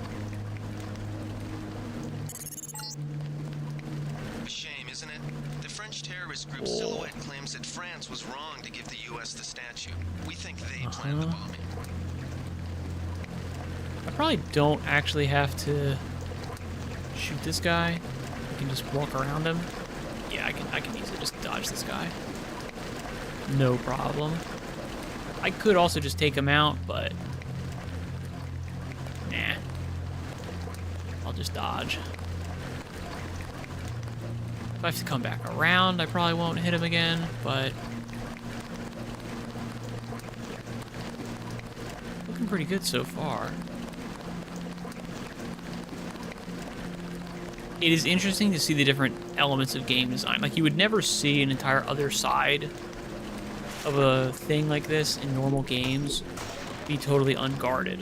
But you would also see, like, way less... I mean, like, there's more opportunities to, like, fully clear out an area, you know? So it's interesting to see the differences in game design here. Okay. There's this guy. Let's see. Anybody over here? No. Okay. We can dodge over to here. And I don't see anybody over here. As I said, I'm gonna actually try to do like a full recon exploration of everything in here. Is maybe not the smartest move, to be honest. If I just kind of move on to my stuff, I'm happy. Okay, that's good enough for me.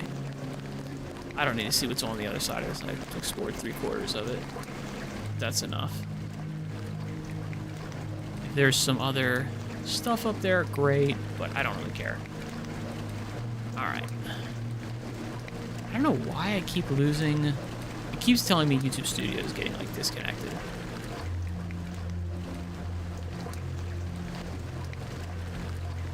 I don't know what that's about. All right, I am gonna try to sneak around here just to check. Looks like it doesn't want to be anybody, but it could be. Okay, so we've got you two.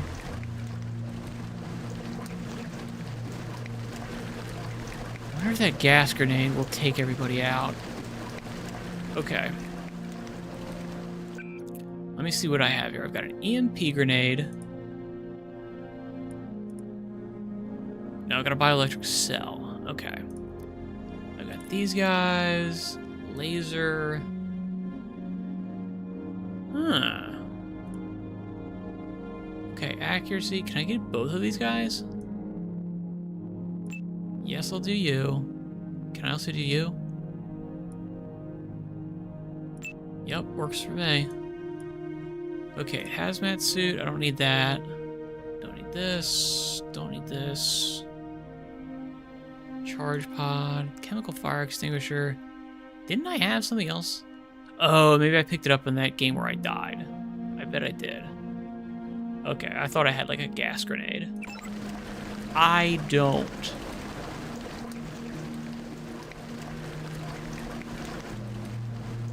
Tell you what I'm gonna do. I'm gonna save again. Save scumming is gonna be a big theme here. Did I get hurt? I don't see any. Okay. That's what I'm seeing. Okay. I was like, what the hell? And I actually thought I could use that from something.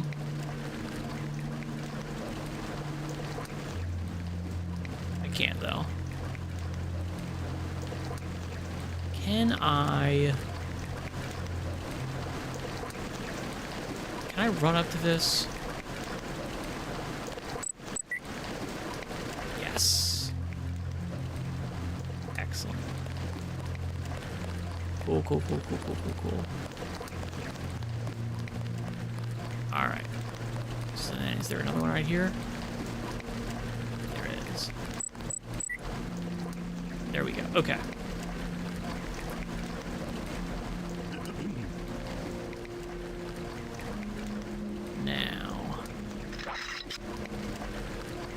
I think I can get in.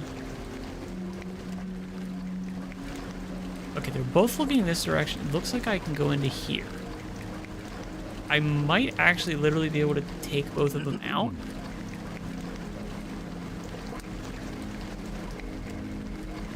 I actually straight up find the shipment? might be able to do it. We got the whole supply. You can see the ship's lights crossing the bay. Okay, so we can go Guess up. Y'all were right. We go down. So why are we pulling out? Mike's on the horn. Obviously, Jojo we have to wants listen. to lead on the distribution network. Yeah, we don't have enough men to protect what we've got. That's what Jojo wants. I wonder, how does a guy with a tattooed forehead get to be an NSF colonel? Pardon me, but back in Alabama, we wouldn't let a man who wears earrings plan a military operation. I like it. I'd watch what I say about Jojo. He's got a temper. He's a punk and he's gonna get us all killed. The NSF is strong because it represents everyone's interests. Yeah. Yeah. You moving? No, you're just sticking around. Okay, that's cool. Alright, so we want... Again, I want to check my goals here. Okay. Get inside the statue. Locate the threat. Okay, so I want to say... down is probably where one of these guys is. I think that's where, like, the goal dude is. It might be going up, but I'm okay with, like, kind of mucking around here a little bit. Okay, so we're in here. My guess is this is actually just going to take me straight back through other stuff, which I'm, like, not interested in doing. Did I hit him?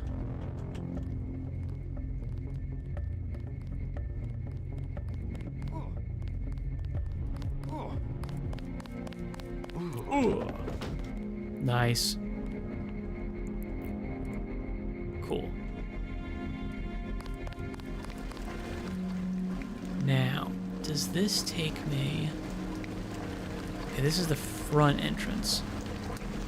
Okay. Gotcha. Cool. Good to know. Didn't need to take that guy out, though.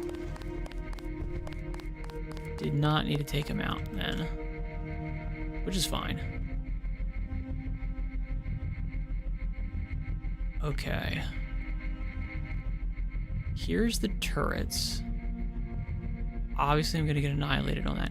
I think I want to try to actually go up. I'm going to try to go up just to see if I can. Just to see what's up here. Okay. You're nearing the command center. Agent Herman remains in captivity on the ground floor. No. We can probably get him out. Keep moving. Nope. Taking Herman. Okay, so we were on the ground floor. Okay, cool. Good. That's what I thought, but I wasn't sure if there was some other objective. It's not super clearly noted. So what I actually want to do... Oh, crap. You... And I'm dead. That's fine. We saved relatively recently. I'm okay with that. I'm okay with it. Doink. Load. There. That's fine. It's no problem. No problem. Not a problem.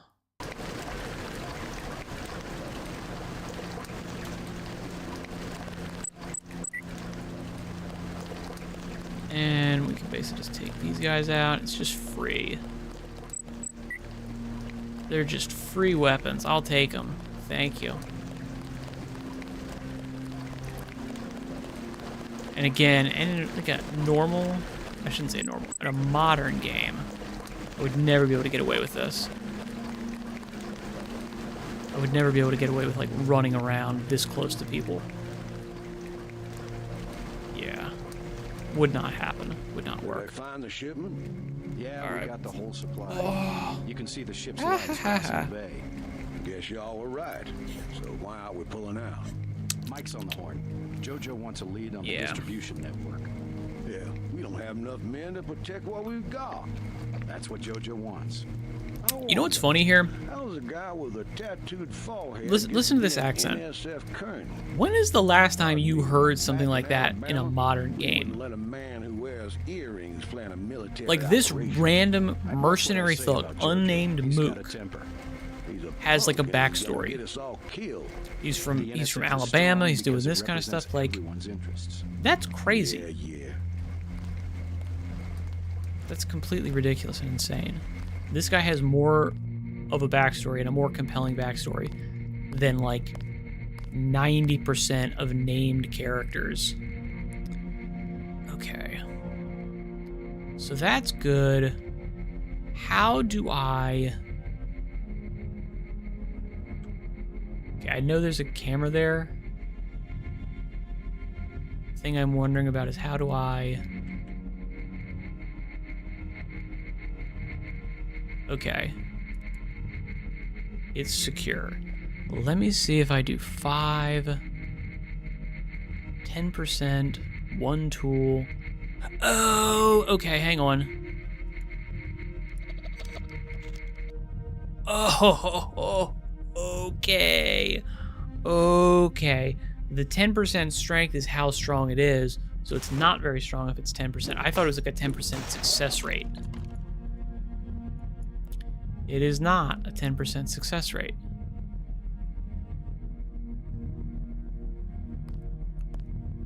Okay. Cool. Let's check out other stuff.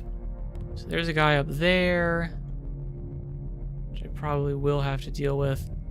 But generally speaking, we're kind of okay here. I think I would go... I can. Good. Oh, yes. This security setup is strictly amateur stuff. Keep an eye out for ways to bypass it. These old pre-millennial buildings are riddled with ventilation shafts and maintenance Hell tunnels. yeah. Hell yeah. Are you kidding me? Dude, finally getting into the Deus Ex stuff. This is sick.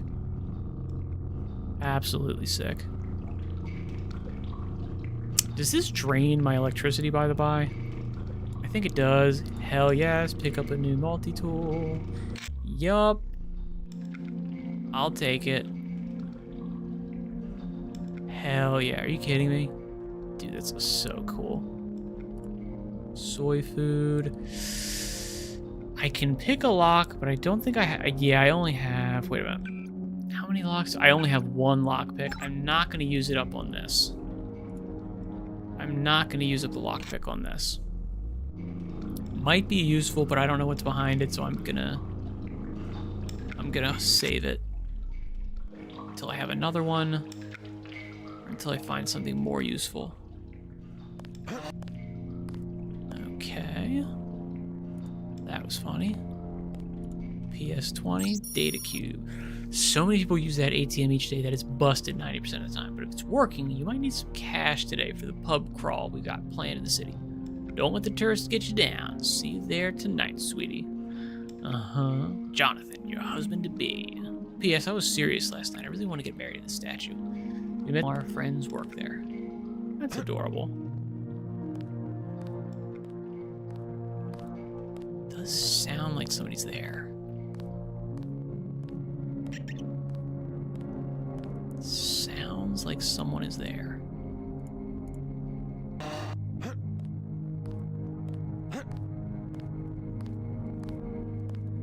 Somebody back here? This looks like there is. Yeah, okay. So...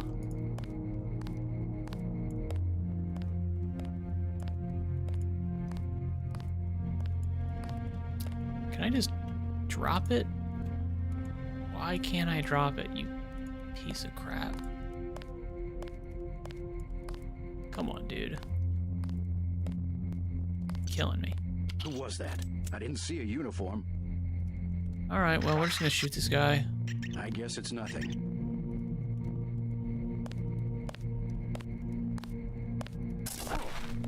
Doink. Take him out!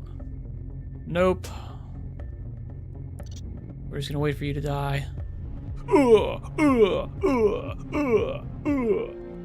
And he's done. Okay, my hands are full. Put you down. I need to be able to get up here somehow, right? Am I crazy? Tech goggles, I'll take them. Hell yeah. Okay. Shouldn't I be able to, like, get up here somehow? Maybe I need another... Ah, there it is. I gotcha. Yeah.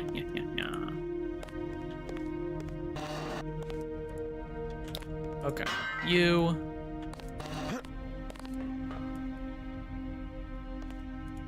There. Okay. There's you. I don't hear anybody else. Could have sworn I heard something. Alright, I want to be able to get back up here, though.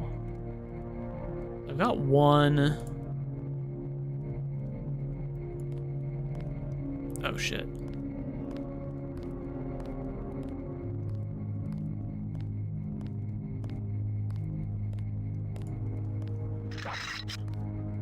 Sounds like somebody is coming. Who's there?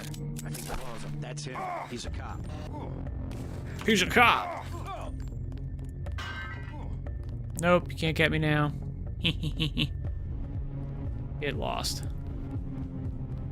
I'm gonna get this pig. Come on. I know I got you, bud. Sweetheart, you got zapped.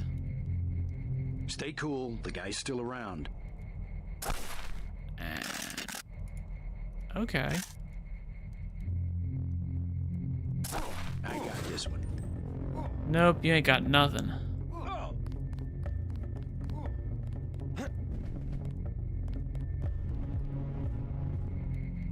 And he's done. Okay.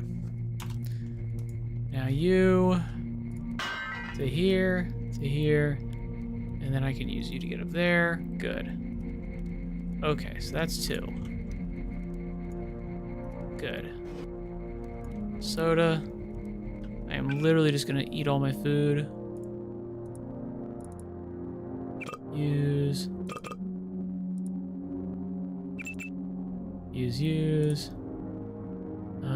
Let me check my health. How's my health? Okay. See if my health actually went up. It did, okay. And it is not super... What do you call it? It's like sort of... Blah, blah, blah, blah, blah, blah, blah. What am I saying? Kind of distributed.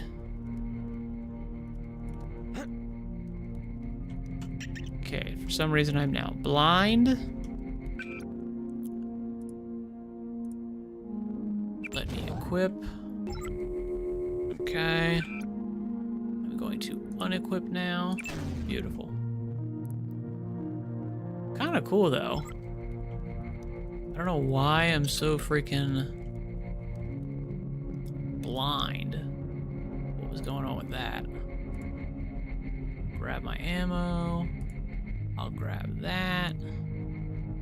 I kind of thought there would be like computers or something in here that I could hack with that password.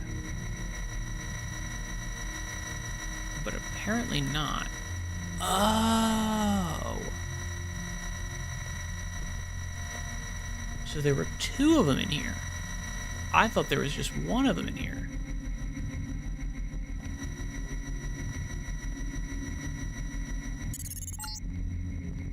Gunther's in that room, one of our top agents. And that's great, because here we go. We're gonna boink, bypass your ass. Hell yeah. Okay, let's see if there's anybody around. I don't see anybody. Okay, cool. Yeah, and I mean, this is the stuff that really, like, sets this game apart. The amount of extra, like, news bulletins and these things. God, it's so good. A lesson for our president. Family News Network. Dave Wary editorial. When the other kids on my block elected me king of the world, a political office opened, thankfully, only to 8-year-olds. I moved quickly to consolidate my power. I declared that all subsequent elections were forbidden, that the office of king was reserved to me and my descendants for all eternity. I don't remember what morsels of political philosophy were hurled at me. That ain't fair, perhaps, or you can't do that. My rebuttal? Yes, I can. I'm king. All subsequent debate involved rocks. Even Gretchen, my lovely Gretchen, green-eyed, lovely Gretchen, held me pinned to the ground as the others asserted their own right to the throne with whatever stones happened to be within easy reach. With a 35% approval rating after the UN funding fiasco, President Meade should reflect that these children and millions of other free thinkers have reached voting age. Who wants to cast the first stone? Dude, like this... God, the writing in this game is insanely good. Everything about this game is just, like, so good. It's insane. Now, what the hell does a fire extinguisher do? Use...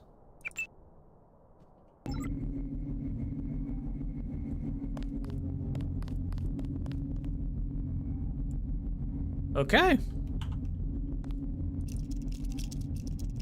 Glad I did it. Cool. Glad you're not hurt, Agent. Yeah. Command should not have left us to be surrounded. Oh. Risk is part of the job. I think you lucked out this time. Agent Navarra and I were ready to go in, but for no reason they said pull back. I do not retreat. Please give me a weapon and move out of the way. First thing to get you out of here, I'll handle the enemy. First thing is to get you out of here. I'll handle the enemy. Excuse that I have forgotten your brother Paul Denton and the infinite power of nano-augmentation. Yeah. I just can't spare any arms. Please retreat to a safe location. Go ahead. Advance up the stairs to the command center at the top. I will take my rusty metal bones and sweep away into the junk pile. Sounds good. Cool, bro. Alright, secondary objective. Nice, nice. Divine. And to be perfectly honest, now I see the reason for the pullback. They wanted to show off their new nano-augmentation technology. Yeah, that's pretty accurate. Okay, cool. Alright, so with that being said, we're gonna dish these guys. Doink. Alright, cool. Now we can get back. Cool, cool, cool. Yeah, good, good. Up to here. Crouch, go over to here. And just in case I wanted to come back this way, which I don't think I will, but just in case, we'll go here. So that was all I wanted to do in this spot. Yeah, that's it. That's all I needed to do there. Which means that I can now just go right back up the steps and head all the way up top. Unless I wanted to try to check out, in fact. Hell yeah, we're gonna save. I need to remember to save, man. I need to remember to save like a lunatic.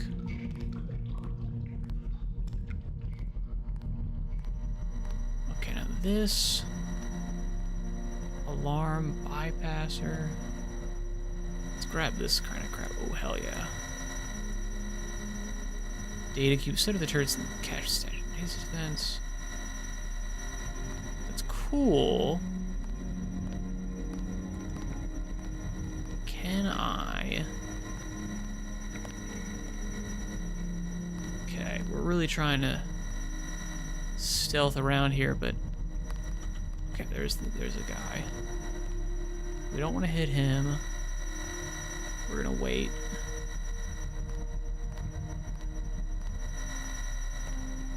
We want to definitely be super stealthy because the alarm thing is right there. We could get him,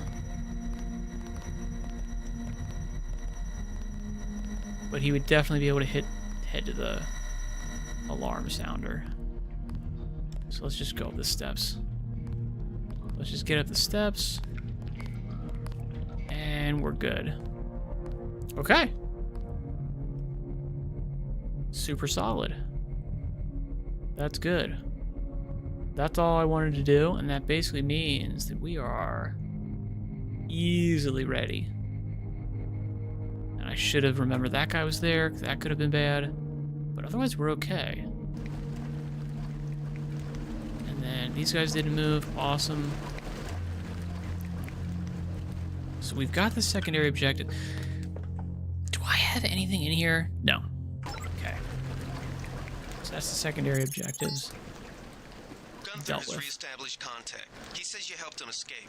Good work. Yeah. Cool. How many charge? That is actually enough. So that's good. Some news, JC. The NSF targeted a shipment of the plague vaccine Ambrosia. We can't locate it. See if the leader will surrender when you reach the command post. We'd like to interrogate him. I think he should. Let's get out of here. I'm standing my ground. They sprung Herman. We don't stand a chance against a mech. This is it, Private. We knew it might come to this. What good are we to the NSF if we end up dead? If UNATCO breach the perimeter, then it's already too late. Get ready to fight. We gonna move? I think we can go. Let's think. Can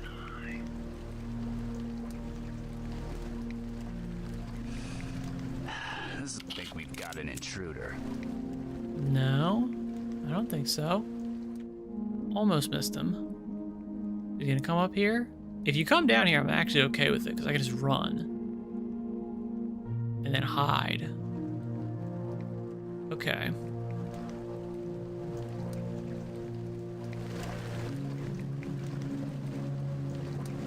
All right, so this guy's up here. How do I get past these dudes? Like that. Give me my candy bar and my cigarettes. Hell yeah, buddy. See, that's how you do it, old school style. You gotta, like, again, the lateral thinking. We want you to take this one alive and conscious. Uh-huh. Find out what you can about the shipment, then turn him over to one of the troopers.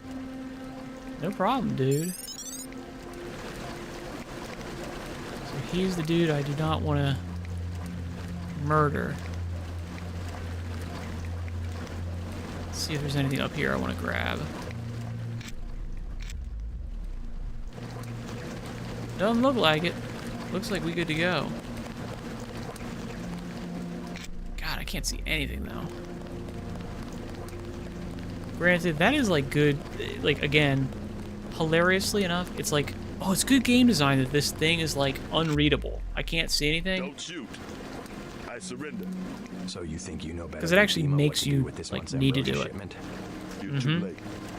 It's on its way back to the people, and you can't do a damn thing about it.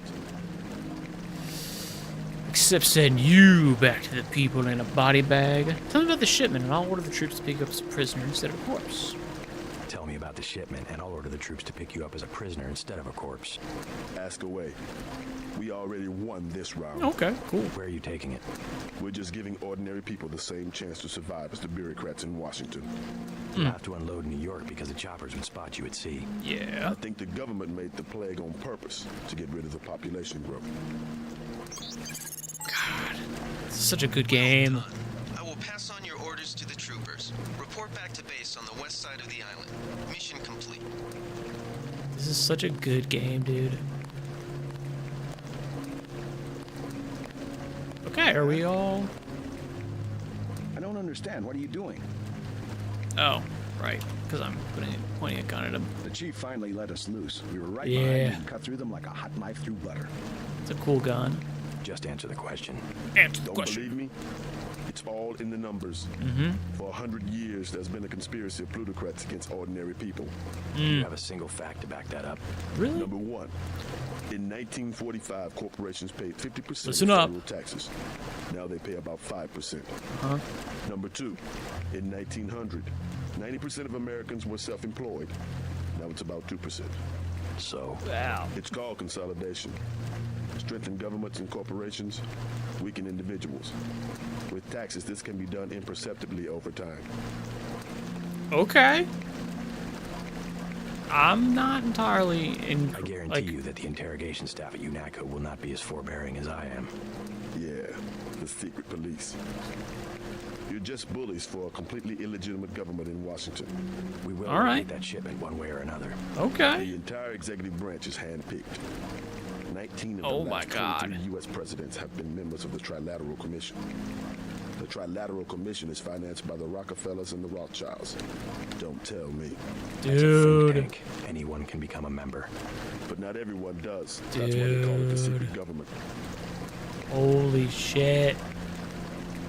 Oh my god. I'm glad I haven't played this game in a while.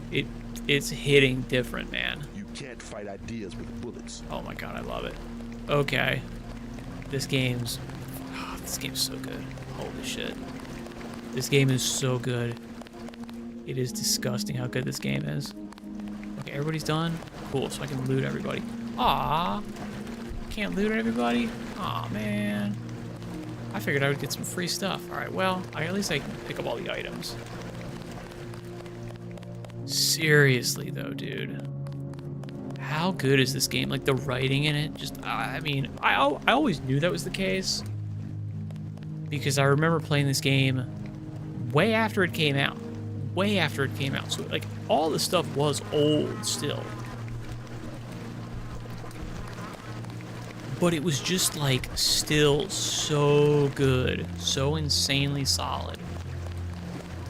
Because they had, like, just... Oh my god. Just, like, the absolute best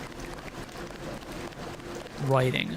Like, because, like, the graphics were bad. The game didn't play great. Still, even when I'm... You know, when I first played it, it was still old. But it was just like, I'm blown away by how good all this stuff was. Okay, now we actually do have a log there. Nope, images, conversations, goals, notes. There it is. 2203. Can I copy and paste? No. 2303 4558.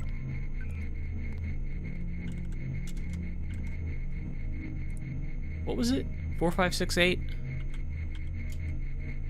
Close. It was 2323 for sure. 4558.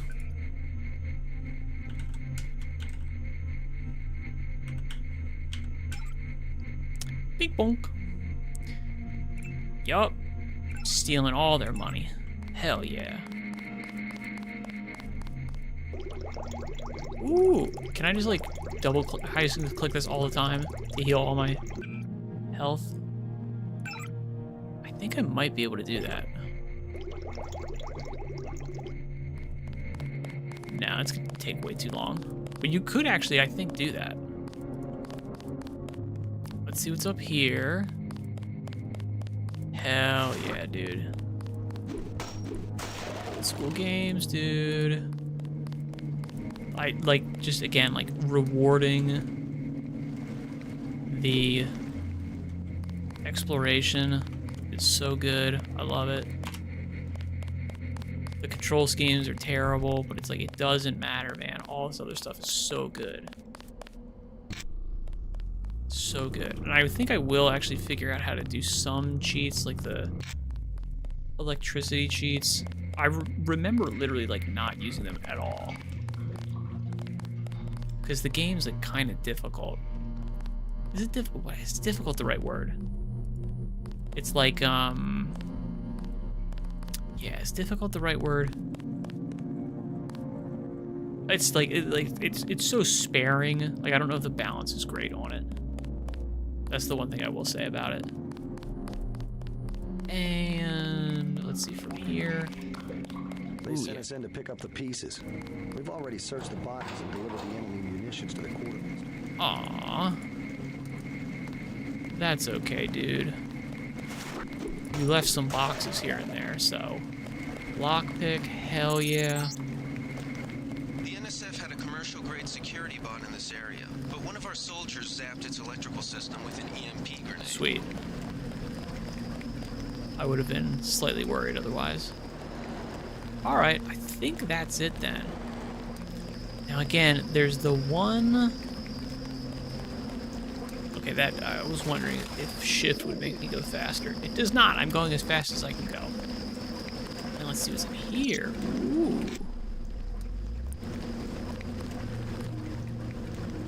Interesting.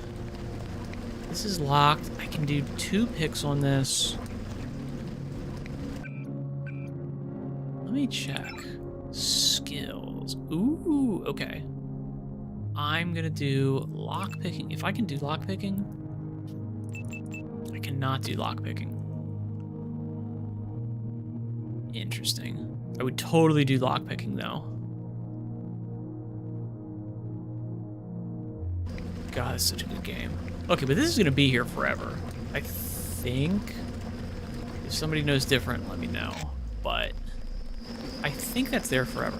If I hit you, oh, it does. Okay. I was wondering if I could tilde and bring up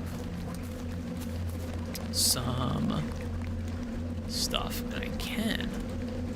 Prod charger, data cube. I still have yet to find a little like access point to hack into any of the turrets and stuff. Yeah, I never found any of that. Again, I'm just gonna double check because maybe I can't, but I'm pretty sure I can revisit all this stuff because obviously this is like your hub. You end up coming back here a ton. So I think if I were to miss something, I can like hit it multiple times. I think this is new to me. No, okay, I thought I could sneak in there. I thought it'd be like a super cool secret area. Still pretty cool. But not what I was expecting. Okay. Let's see, I know there's one box over here I'm gonna get. Doink. Doink. I think this is gas grenade. Multi-tool. Oh, I think they're random drops, aren't they? Anyway, okay. That's probably enough. So we'll finish this mission. Yeah. We'll go ahead and say we finished this mission. There's some other stuff over here I can grab. You and you. That's good. Don't worry about the bodies. We'll handle it. Dude, how good is this game? I know I'm just like glazing it nonstop, but it literally is like that good though. Seriously. This is one of those games where you literally look at it and you say to yourself, even though all of these design issues and a lot of like quality of life stuff is way worse, this game is so good I literally don't think it could be made today. Straight up, I don't think the talent, the people necessary to make this game happen exist in the world right now. Straight up, I don't think so. Okay. I talked to him, I end the mission. I don't know if that closes out. I don't know if this like locks off the rest of the stuff. I'm not sure. I don't know. I feel like it doesn't. I'm gonna save actually. Well, let me save and double check here. Save. Yes, I'm gonna open it. Okay. And this actually brings us up to like, pretty much the end. So you know what? This is a good place to start. Tomorrow. Okay. As always, I'll be starting bright and early at 7 o'clock Eastern Standard Time. Yeah, that's what it is. And then we'll be going for 4 hours until around 11 o'clock. Yeah, until we find a nice stopping point around that, something like that. So this will be good. Join in if you want. I think I'll probably potentially just be playing Deus Ex tomorrow. It depends. We'll probably watch a couple videos before the start or read a couple articles. I might try to read a couple articles about the Roblox stuff tomorrow to get a better idea of what's going on with that. And I'm also using it so that I can make videos out of stuff from my streams, which is good. So with that being said, good luck in all your endeavors. Thank you very much for your time and attention. I hope you enjoy.